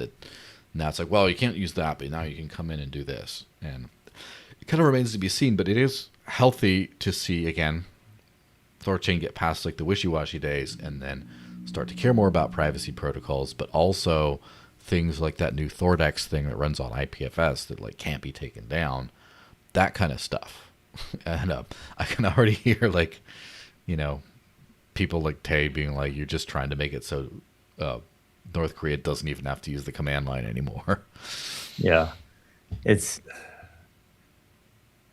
people like her just, I mean, they believe in free speech, except the speech they don't like. Like you can't reason with them, right? But you know, with you're talking about the Bybit stuff in last February. There was nodes were pausing the network on THORChain to freeze trading, and it went back so the way THORChain works is you can have 3 nodes pause the network and then 4 unpause, 5 repause, and back and forth. And it went up to I think like 2021. So it was on and off, on and off, on and off, and then the last vote turned it back on. So there were some nodes that wanted to stop, but in doing so, there's honest transactions being stopped as well. And then, you know, my point of view is like, well, who's the arbiter of truth here? Like, what, some Twitter person I've never met before is telling me what to censor? Like, where's, like, if I'm going to at least play this meat space game, it's got to go through at least some kind of court where there's like a due process and there's evidence, not just a DM on Twitter. Yeah, like, that's which, not, like, by the way, this is like, obviously I care about being on the radical front lines of freedom and the most uncensorable stuff like that. But I also understand that sometimes in less free frontiers, someone making a stand is sometimes more important than our radical, you know, Overton window pushing. And I'm being very interested in watching the USDC versus Tether situation that's been going on this last week, especially, where USDC freezes and freezes and confiscates, or I think just freezes funds, like at 1/30th the amount that Tether does. And if you adjust for market cap and stuff, it's like still Tether does like 13 times more.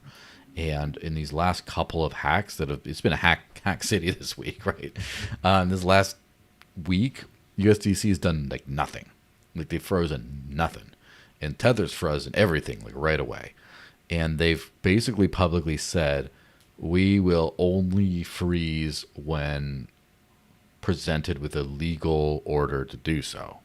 Meaning if this is explicitly legally required, we will do it. Otherwise, we will not do it.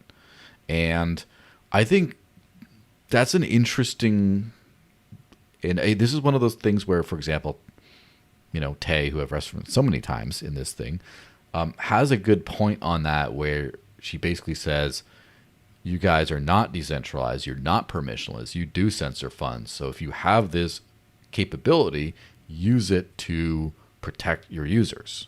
If you're centralized and you have it.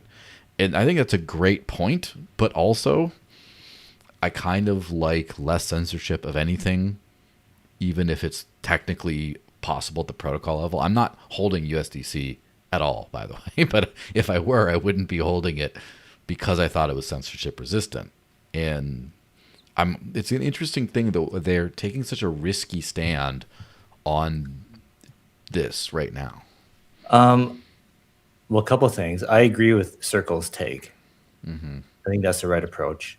And you mentioned Tay's comment about, you know, THORChain should pause or censor to protect its users. I completely disagree with that statement. I think pausing or censoring hurts THORChain's users. Well, so notice she said about 2 different things. She said about THORChain, which I completely disagree with, right? That's not the point of the whole thing. But she said that about USDC as well. And with USDC, I don't know if I agree with her, but there's more of a case there to be made. Well, at least in USDC's defense, they're not arbitrarily freezing transactions. They're showing there's a due process. And if they can follow due process, that's when they'll do it, not just at their whim. And like this is how I know everyone says these stable coins are the new CBDC, but as long as there's genuine competition between them, none of them will censor. Because as soon as one starts censoring, like just ad hoc, that goes to zero. Like capital will move so fast out of that token. And so unless governments can force these stablecoin issuers kind of like, oversee them all somehow, we might be able to avoid a CBDC type scenario, and they could operate quite freely through competition. But back to THORChain, like as a node operator, and I do take it serious, responsibility of like being a steward of the network. Nodes are there to protect the network, protect the room price, protect the pools, protect its users. And the value proposition of THORChain is it's neutral. It isn't taking a stand on what transactions are good or bad. It is just processing them. And this is what gives the Rune token value. And why people want to use it and support the network. If we move away from that, we could very well destroy the value of the network and the Rune token, and we lose all that. The network fails. Yeah, and so it's kind of argue, like, by the way, that is a lot of the reason why the Rune price did go down is because there was a time of like, I don't know if they're going to, the uncertainty around North Korea, but also the THORFi stuff where people thought, oh, I can't just, my money isn't just always there. It's just sort of that kind of thing that needed to be solved. It might have been what really tanked stuff. Definitely THORFi killed it for sure, because that does, for a casual observer, they see that as decentralization, right? And that, funds are arbitrarily being taken. So defaulting on THORFi is no different than defaulting on a trade, right? Like the market will see that and be like, okay, we don't want to touch this. And so, especially when nodes are anonymous, it's one thing if like Near or Hyperliquid, like all those people are doxxed, right? The Coinbase, Binance, if they default on people's trades, at least there's some recourse in the courts, like some legal action people can take. If THORChain's having a big volume day, 200 million in volume from whatever, and the nodes decide to, default on those trades and confiscate it, where's the recourse for the users? How can they get, go to a court, try and get it back? And the answer is there isn't going to be any. People might try, but they won't get any back. So defaulting on THORFi is no different than defaulting on trades. And like you just said, the default on THORFi, that really hurt us. We're still licking our wounds from that. It's going to take some time. I actually think the Bybit stuff helps us. Like It's a proof of concept. Exactly. And like, give it a few years, several years. I don't know how long it's going to take, but every crypto is going to be wishing and hoping they're labeled as a money launderer. Like, look at Bitcoin. Bitcoin was the most common criticism of Bitcoin for like over 10 years. Oh, it's money laundering and thieves and this and stuff like that. And now it's being embraced, by the very same people who had those criticisms. So like, when you're labeled as money laundering, that's proof that it works, that it's doing what it's designed for, and it's free marketing. It's great marketing for us. It's kind of like when NWA came out in the 90s, they had to put parental advisory, explicit lyrics on their CDs and tapes, and their sales actually took off. They exploded because of that, because it's like, what don't you want me to hear, right? And then other artists were trying to get that sticker on their tapes and CDs because that would increase their sales. So I think the being tagged as a money laundering whatever is actually going to be a rite of passage, that you actually your protocol does something of value.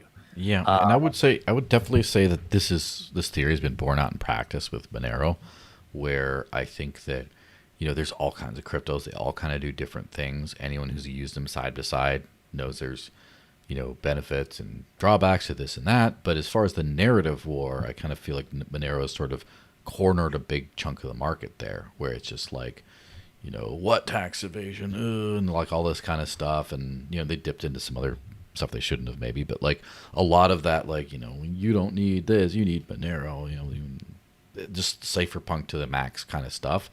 And it's the signal that like you won't, it feels like insurance, like that strong of a culture to people does feel like insurance that this won't turn into that they won't like bitch out at some point, and it's like, I want some money that'll just be there for me. It's gonna, and like all the Bitcoin, especially with like scarcity, right? The cypherpunk stuff has gotten scarcer and scarcer in the space as the space has become more mainstream, and Bitcoin was the honey badger of money, and now it's like the sailor's plaything and all this kind of stuff. And there's a lot of that message has been diluted, which I think that I would directly correlate first Monero, but then the whole privacy space, the whole Bitcoin kind of acquiescing that narrative to the rise of that space. I mean, the whole encrypted Bitcoin narrative for Zcash has been super popular.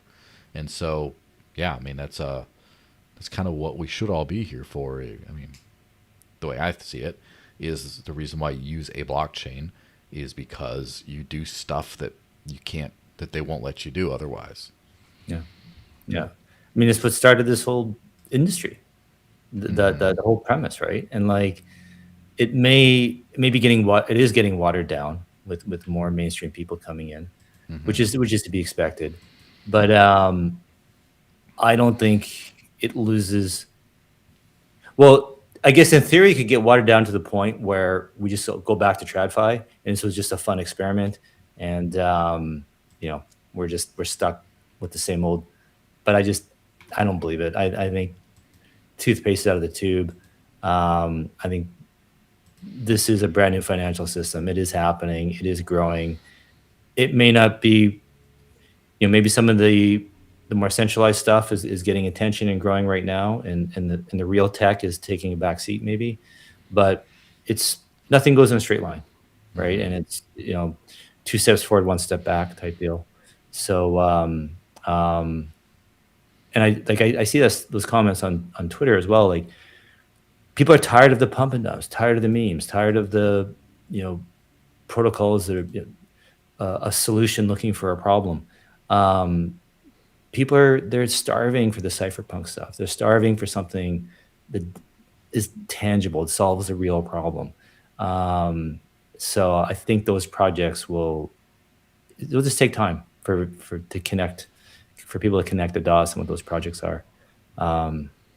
So that's something we try really hard to do with THORChain, with the marketing, and try and get that message to people and try and bridge that gap to get people to know THORChain is one of those.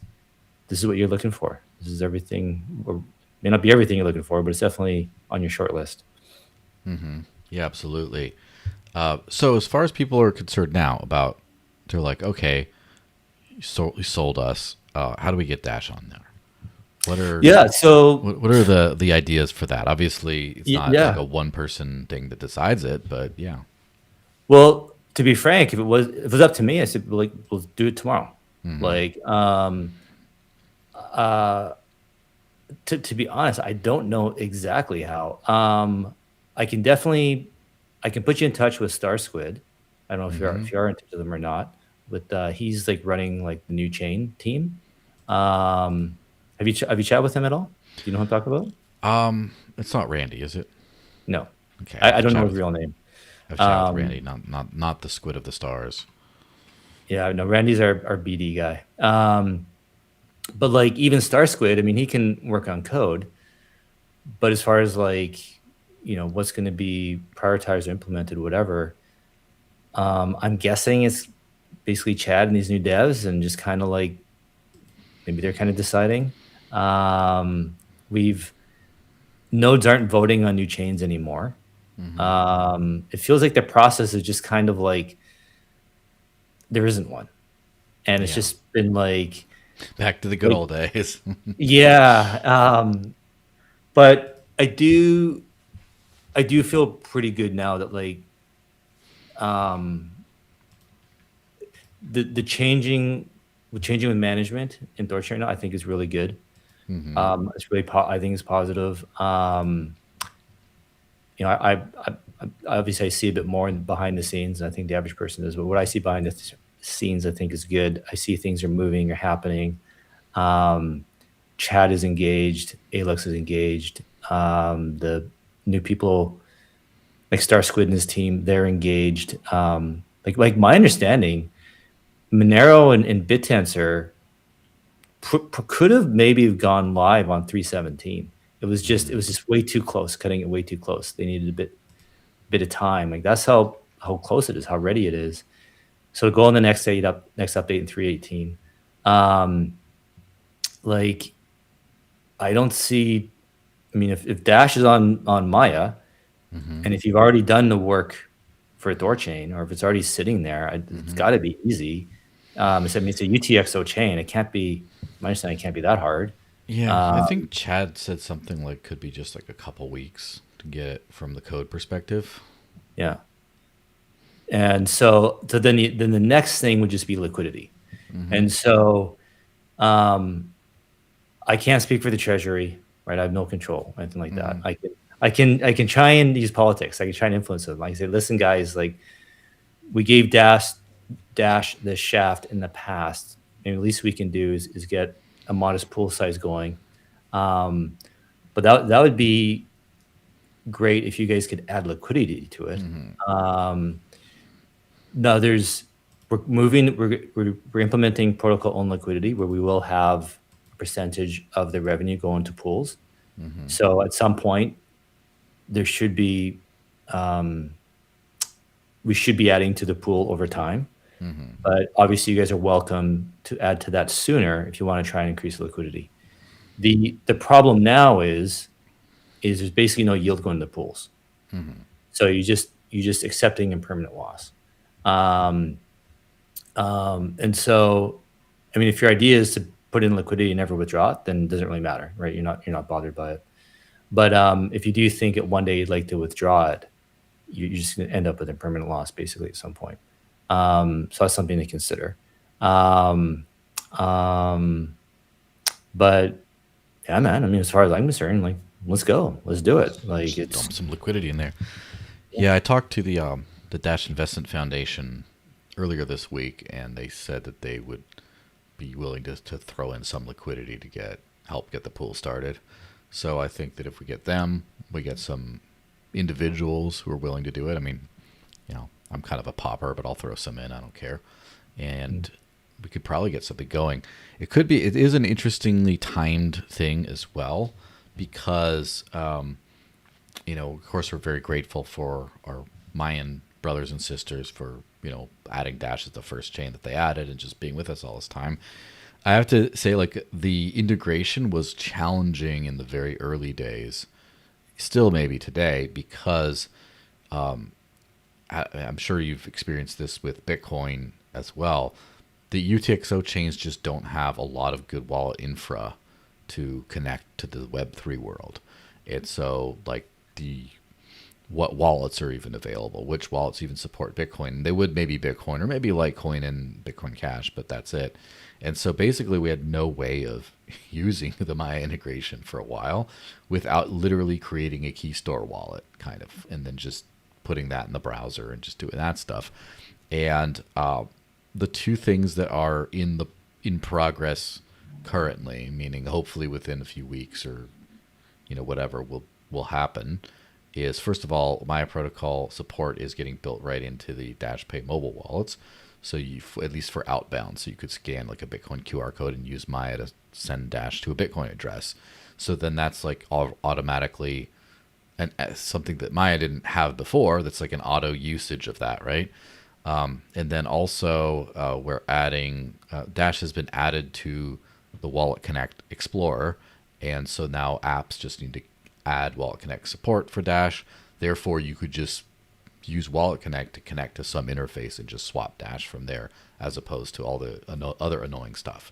So it should hopefully be in a position where everything's a lot more seamless.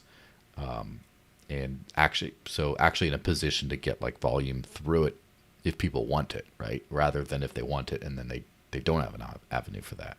Do the Dash community, did they use mostly wallets on their phone or desktop wallets? I think like a mixture. So I think as far as what they use for Dash, I mean, we're highly prioritizing like a mobile experience because the mobile app has protocol level usernames and contact lists and spending tools. You can walk into a Chipotle and like buy something with Dash and like all this kind of stuff. So the way I see it is the fact that one of the most successful hardware wallets in the world is Tangem. It doesn't even have any desktop support. I kind of think that the world is moving in that mobile direction. But yeah, so part of being able to receive, and another good thing about THORChain is memoless swaps. Well, that's what I was going to bring up. That's where I was going to go with this. Because you could do an outbound through a wallet integration, but the inbound part is the hard part. And so if you could just have a QR code where someone, when you pay you back in Bitcoin, they just send it into your Dash Pay wallet, it ends up as Dash there. That's kind of the way to make it work. So I think that all that together could be, we could get a good experience. Well, so on a THORChain front end, there's a QR code when you do memoless, and when you want to buy or sell. Are you suggesting to have THORChain integrated in Dash Pay and to have like memoless transactions there? Is that? Yeah, basically. I think that that's something that if we got on THORChain, that's something that we would definitely have. Now, I know we were going to put in SwapKit for whatever. I don't know if SwapKit supports memoless, or if not, there would be a custom thing. But it's all the wallets are super open source anyway, so it's not like it'd be hard to just put that in there. Well, the simple thing with us is you don't have to pay a SwapKit fee. It's, our API is free. Yeah, I saw you just put out an API, right? It Yep. wasn't there for a very long time. No, yeah, that was part of me getting the new front end built. Is I wanted to get that done. People have to be able to integrate THORChain for free, because before, this is another thing. The way THORChain just did so many things wrong, and this is an attack against SwapKit, not at all. But THORChain has basically relied on SwapKit as their distributor, and SwapKit, well, they're a third party, they need to make money. So they're charging a fee, right?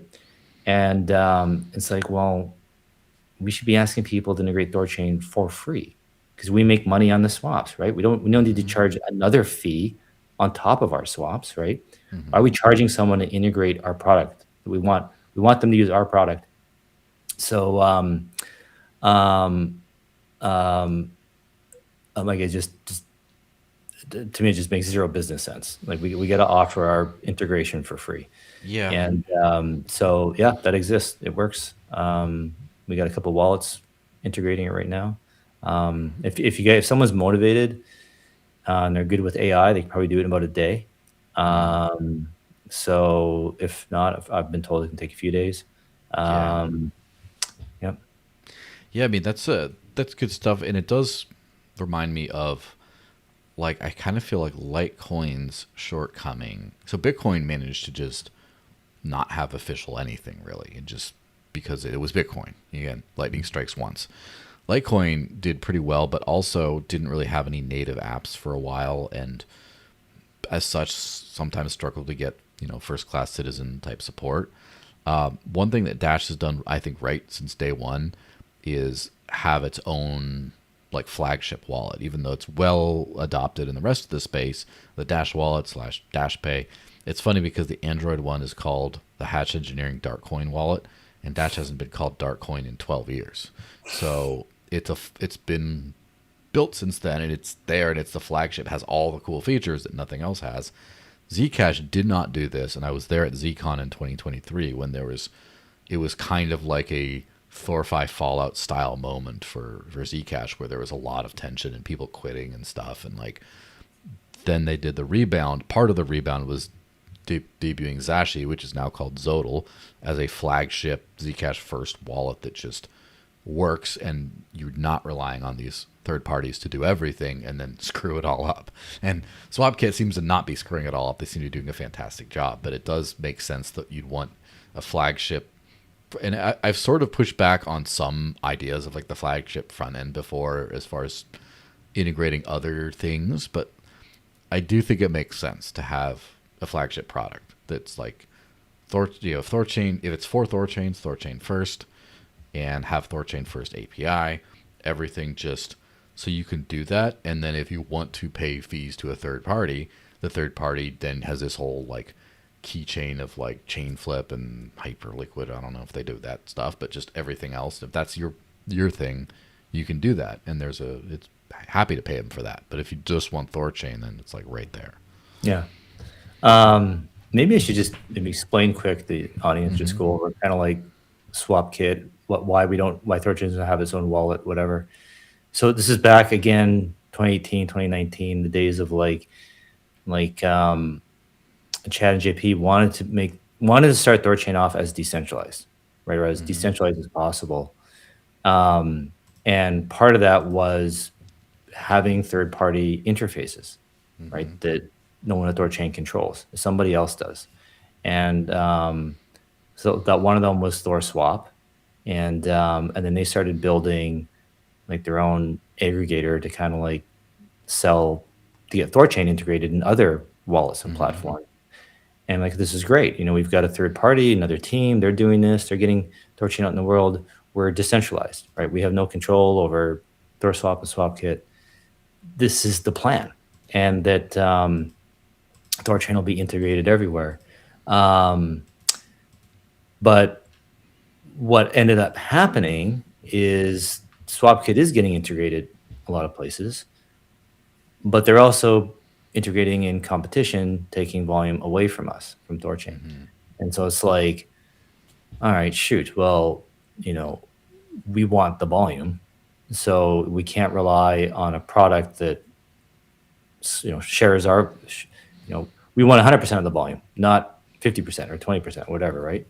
So so that was the reason THORChain didn't start with its own API in the first place, is because it didn't want to be centralized. They would have control over all these things and wanted to create this network.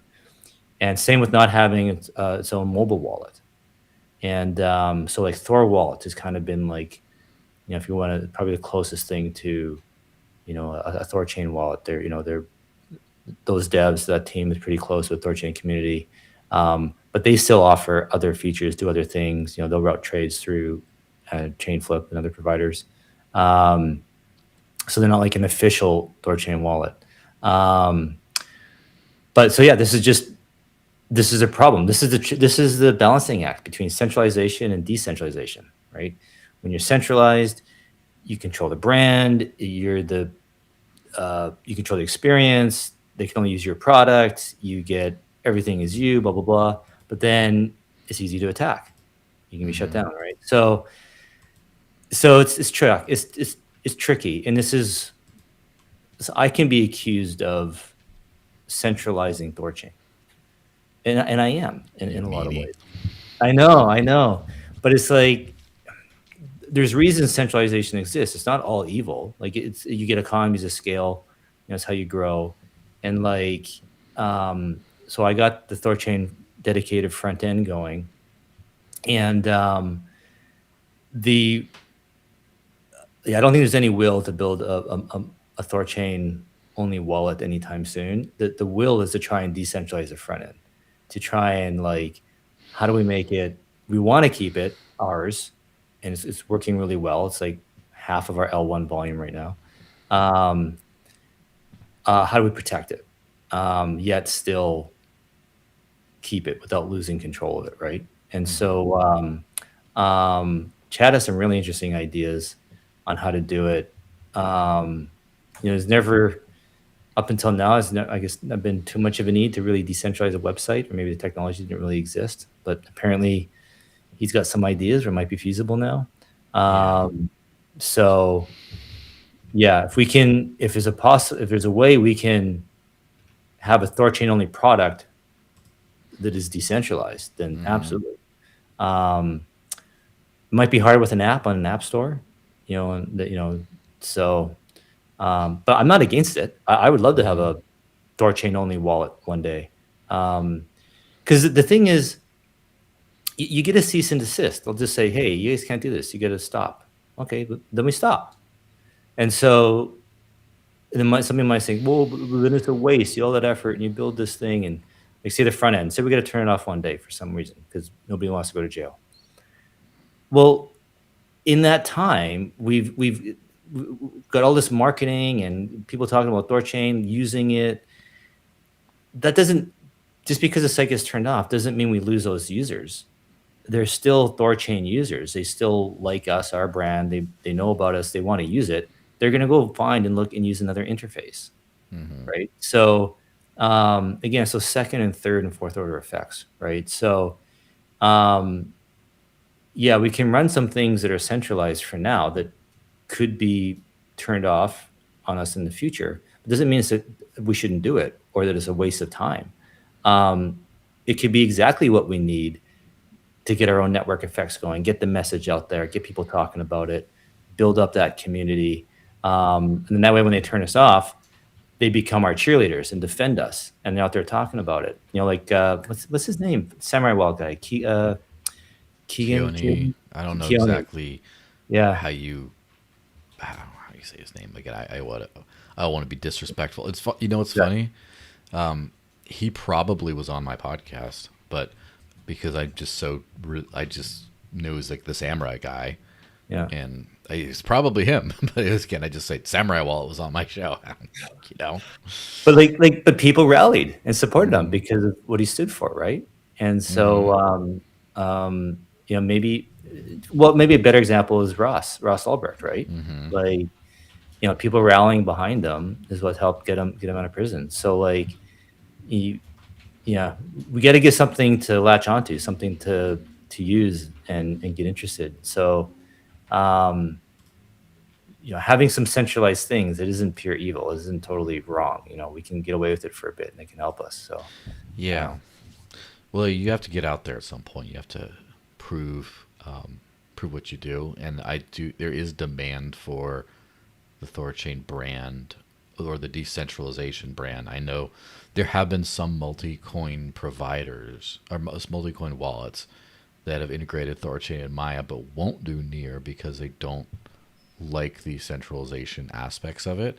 Yep. And the specific stand from wallets that do have fully centralized swap services as well, but won't do Near. For me, I don't necessarily find that consistent, but I can imagine if you do like a super fully reproducible, open source, everything hardcore cypherpunk wallet that's not officially in any app stores or whatever, that you'd want to have something like THORChain for cross-chain accessibility because you trust it, that it's not going to rug you, it's not going to, hold your funds hostage for KYC or whatever. And yeah, it's there is a product market fit to that. That's the thing. 100%. It's worth more than 150 million. Yeah, definitely. Yes, definitely. And it will become realized someday. Yeah. So something that popped into my mind that I wanted to sort of quickly workshop as we sort of wrap this thing up is, so I feel like the cypherpunk movement, now that crypto's become corporate and cringe and scammy and meme coiny to the highest of levels, and I kind of feel like there's a big cypherpunk kind of resurgence. And so there's this, I've been working with this company called Crypto Canal out of the Netherlands, and they're hardcore freedom lovers. The last conference they had last year, the keynote was, what's his name? My brain is completely mush, but Alexei Pertsev of Tornado Cash out with an ankle monitor. And it's like when your keynote has an ankle monitor because he's in prison for like 5 years and is like out on appeal briefly and might not win it, is kind of hardcore, right? So I'm going to throw some of this up on the screen. So we're organizing the first Dash conference since 2019 this year in Amsterdam called DashCon. It's September 3rd in Amsterdam, and we're partnering with this group, Crypto Canal, to do it. And what they are doing is they call their conference Common Sense, the Common Sense crypto conference, September 4th to 5th in Amsterdam. And they are looking for sponsors. And I had this interesting idea, right? I go to all the big crypto conferences, including things like Consensus. It doesn't make sense for Dash to throw money at them most years because that's what are you going to send like $100,000 in a booth? Like, get out of here. This is ridiculous. Yeah. But one year, the Anvil, the acronym Foundation, get all their organizations confused, which is focusing on like spending crypto and stuff. They did have a booth at Consensus that was really well done, and they got partners to kind of kick in a sponsorship in on them. So we paid, I don't remember what we paid them. Was it $5,000 or $10,000 or something like that? Again, not public info, but I forget anyway. And then, so we got a sponsorship for a reasonable amount of money at this big conference. So I had the idea, I only told Denny as far as I'm aware, but what if THORChain was the prime sponsor of both Common Sense and DashCon, which are back to back, and then all the more hardcore, but any of them really, THORChain supported asset communities chipped in to make that possible. So you got to basically make the big Cypherpunk conference during Cypherpunk Week, as it's called in Amsterdam, all about, THORChain as the headliner and then everyone else. Any initial thoughts on that whole thing? Yeah, I love the brainstorming. So when you say, are you talking about like Rujira and Maya Protocol and like kind of like the THORChain ecosystem would contribute to, and everyone pitches in? We could, or I was also thinking like Zcash, Monero, Dash, maybe Xano, places, things like that. All as the protocol as a contribute. The trade so on then you have like one table, and then flyers and people from all the projects there, kind of like coming out in force. Got it. The Thor glue that glues the Cypherpunk space together. No, I like that idea because it's a good way then THORChain can promote these tokens trade on THORChain, right? And then those protocols, like they're supporting us, right? Like it's not just us using their logos, like they're involved in it as well. So that legitimizes us as well to the attendee. I like it. I think it's a great idea. This is something we should talk about with Randy. Yeah, he's gonna become our conference whore. He's gonna be doing the circuit, and so yeah, I'm definitely open. I mean, This probably does kind of fall into my purview doing stuff like this, but to be honest, another time. Yeah. Like going to the conferences all over the world. I mean, that in itself is a full-time job. But as far as funding it and whatnot, that's definitely what I'm managing. So let's talk about it, man. I like that idea. Yeah, well, for sure. And the good thing we were talking about, the space has gone in two different directions. Like I kind of feel like the space was more the space, and now you have a lot of things that are turning centralized and shilly and crappy, but then a lot of things are going the opposite direction. And so like THORChain had its, as we covered extensively on this show, had a little bit of its like walking both sides, and then how it's pivoting hard in the correct direction. And the Common Sense conference was called ETHDAM in the past. It was like an Ethereum conference, and now is like every year has been progressively more hardcore, pro cypherpunk, pro political prisoner, all this stuff, pro liberty. And I kind of feel like, part of that has been like some of the big name sponsors, it's like you're too spicy for them now. And it's just like there's like that cost for that. And I'm just like, I'm very passionate about like making sure all the people who did things for the right reasons like all get taken care of, kind of thing. And so that's kind of what, that's one reason why, before I even talked about like, oh, let's think about maybe what if THORChain added Dash, I wanted to make sure that the Mayans were in on the conversation too, because they were there for us when no one was. They were there since the beginning. And so I kind of want everyone to be taken care of, right? So lots of good brainstorming. I really think that this whole like bear market it's kind of an interesting. It's like an inverse. It's like bear for, it's like call a bear market, but not for me. It's like it seems like for the cypherpunk projects, it's not as much bear season anymore. It's almost like comeback season. It's kind of an exciting time to be alive. I definitely for the privacy tokens. I mean, you guys are doing good.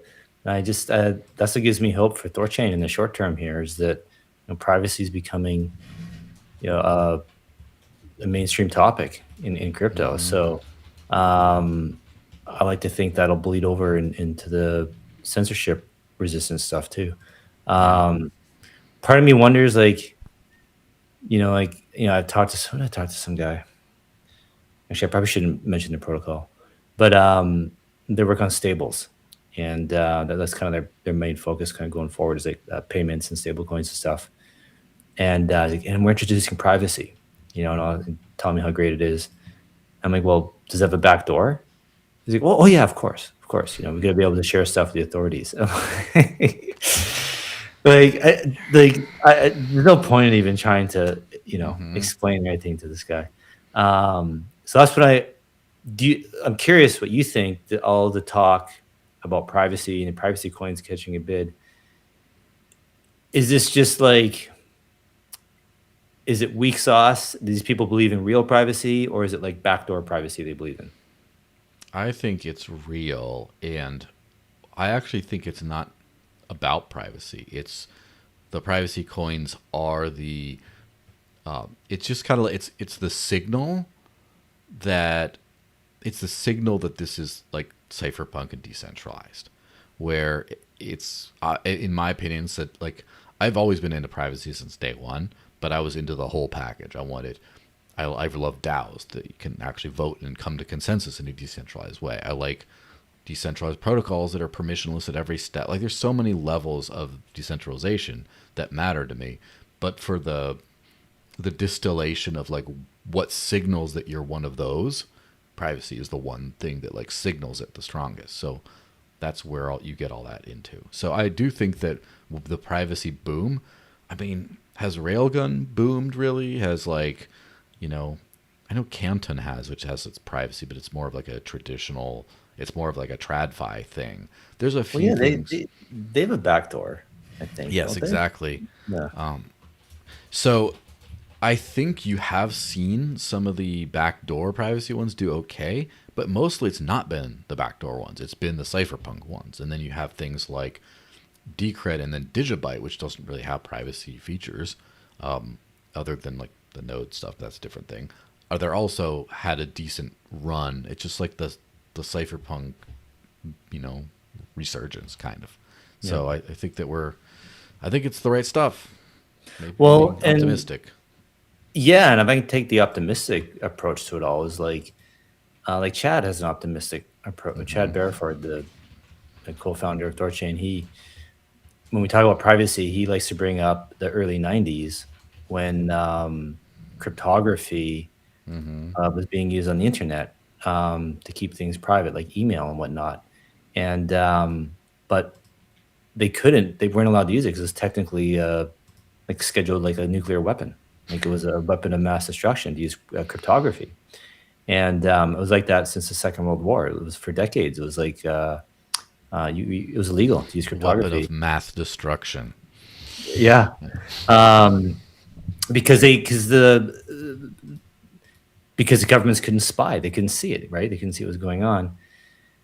And so, but with the internet and with email and everything, they're like, well, we got to have stuff private online. How we can do payments with their credit card if everyone can see it? And so they were able to get cryptography on the internet and succeed. Like it went to the Supreme Court, and the old ways of viewing cryptography were ended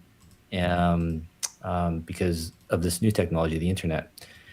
And so Chad has an optimistic view about it with like privacy coins, and not right now is that if things do happen where somebody does go to court, there's a very plausible chance that we could win. That privacy is a right. It is fundamental. It is that important to have it for very honest reasons. And just like the guys what they won in the 90s. Why can't we win in the 2020s or 2030s? So especially when you have it's like the Winklevoss twins, just some big, the so-called, Yeah. what do you want to call them, the more TradFi type crypto people. They're getting in there talking about privacy and it's important and whatnot. So Yeah, and like the Zcash run up, which Zcash has been the biggest by a good margin this last couple times. I saw it coming like years ago, where you start to see the rumblings. You start seeing people like the Winklevoss twins talking about privacy a lot and mentioning Zcash. I'm like, okay, something's going. And then, like, I'm friends with the Shielded Labs team, which is entirely funded outside of the block reward. And that's a lot of the Winklevoss twins. Vitalik gave like a casual million to that, even though it's a competing protocol. And then the Zodal team, which just broke off to do the wallet sort of full time for profit, just raised 25 million to just run the wallet and some other stuff. And like, again, this is all just to do Zcash, and Zcash doesn't have backdoors, and it doesn't have a stable coin. In fact, they're moving away from the shielded assets, it seems like. So like, there's big money going into just the encrypted version, the roots of what made Bitcoin popular is that stuff. Yeah. Satoshi's vision, although I don't want Yeah. to summon the Australian guy real quick, but yeah. You think he's an Australian? Well, Craig Wright is. I'm making. Oh, Yeah. sorry. Yeah, I don't want to be like his Bitcoin SV. They screw. I like Satoshi's vision is such a great thing. I hate that they ruined it. But Sorry, I completely missed that. When you said Satoshi's vision, I didn't think you were referring to BSV. I thought you were actually referring to Satoshi having a vision. the world is healing then. Yeah.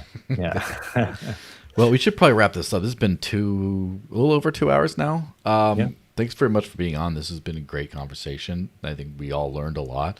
The X stream sort of skipped, so I'm going to have to delete and re-upload the whole thing in one chunk, but everything else went great. Any last words and anywhere you'd like to direct people to? Swap.thorchain.org. Go check it out. Place to swap. Hopefully soon we'll have Dash on there. You don't need to connect your wallet to the website. Hopefully it's easy to understand that. You can use a QR code. So you can basically use any wallet to swap. I just like to say thank you, Joel, for lining this up, talking. I do feel bad the way it went with you guys with Dash and THORChain. Like, in my mind, it's like I live in a your word is your bond type world, right? And it seemed Your like word is your written bond. Exactly. And it seemed like you guys had a handshake deal that fell through, and that's not good. And so unfortunately, I maybe have the political clout to try and push this through and make it happen. I can't promise I can do it, but I will do what I can. I've always bothered me you guys weren't added. I think we got to add you. I'd love to have you. So I just appreciate you not being like vindictive or like F you guys, or like, you screwed us, never talking to you again. Like, despite having the deal reneged on you, you've still been a fan and supporter of THORChain. I've never heard you talk smack or anything. If maybe if you've talked negative, I think it's constructive, or something that was true, right? It's not. So I appreciate you. I think I want you on my team. I want us to be on the same team, and that, like, we work together. So, yeah, man, I want to help do what I can to make this happen. Well, absolutely. And I also think like the Apes Together Strong Yes. team, where I think that there's a few good projects out there, like a half dozen to a dozen, like really good ones. And I kind of feel like those are the ones that if they stick together can be a force to be reckoned with. So. Dude, exactly. It's just something about second and third order effects. You bringing up this conference idea. So like, maybe this does work out well. That like, we create like this conference pack where it's like THORChain and Dash and Zeno and Zcash and Monero and whatever, these privacy coins. And we're going to these conferences, doing these things, and we're kind of like, we can pool our resources and our message is largely the same between us all, but we get it out there, right? And we can make maybe a bit more of a splash instead of us doing it individually and the message landing flat. You know, if we work together, maybe we succeed, and we all rising tide floats all boats type thing, and we all benefit from it. And like, if you're not integrated in THORChain, if we're not having this conversation, those ideas aren't happening, right? Yeah, of You course. know, and so like, this is the whole point of network effects. This is how these work, and yeah, maybe we have Dash integrated. Somebody is trading at whatever, and they come up, you know, there's another protocol or another wallet or something like that that wants to integrate THORChain, and that ends up being a success for us. But we only got it because we had Dash, right? So, yeah, I believe in all these things wholeheartedly. Like, it just it all builds on each other. So yeah, man. Yeah, I think if I had to guess, I would think technical side should be easy. I think the only other question would be liquidity. And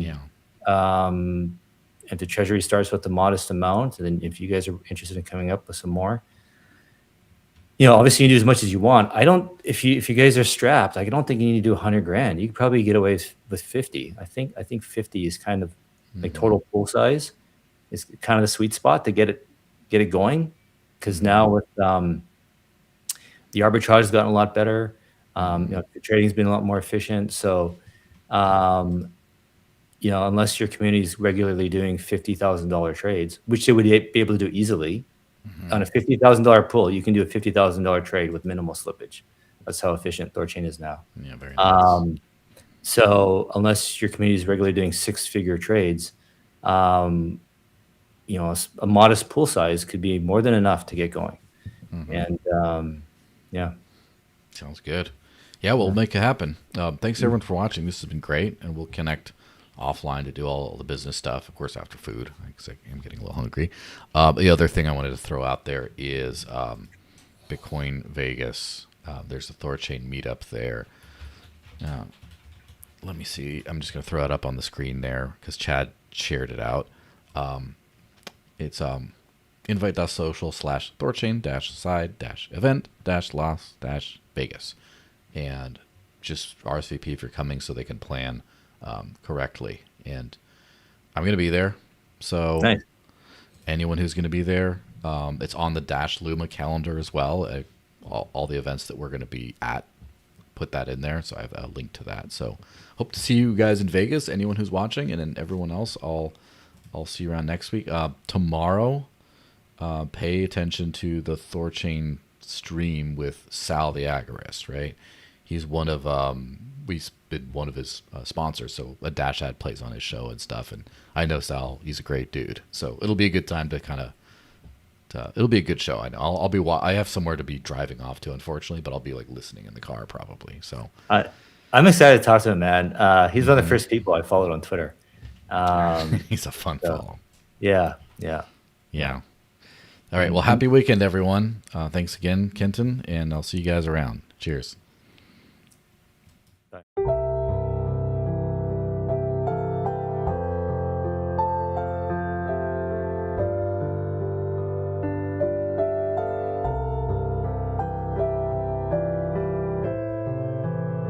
Adam, we're here because we love you. And we're all tired of watching you get abused. Abused? By who? Oh, hi, I'm Visa. I charge you 29% interest, 3% foreign fees, and make you wait 3 days to see if your payment went through. But I thought you were my friend. No, Dash is your friend. Instant, private, under a penny, and with Dash Spend, you walk into over 100,000 stores and pay like a boss.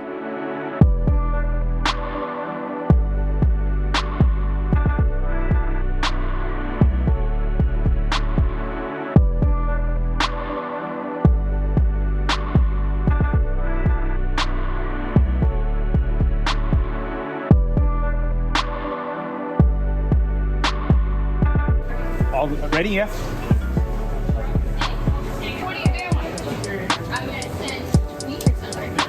Awesome. Thank you very much. Feel alive, guys. This is awesome.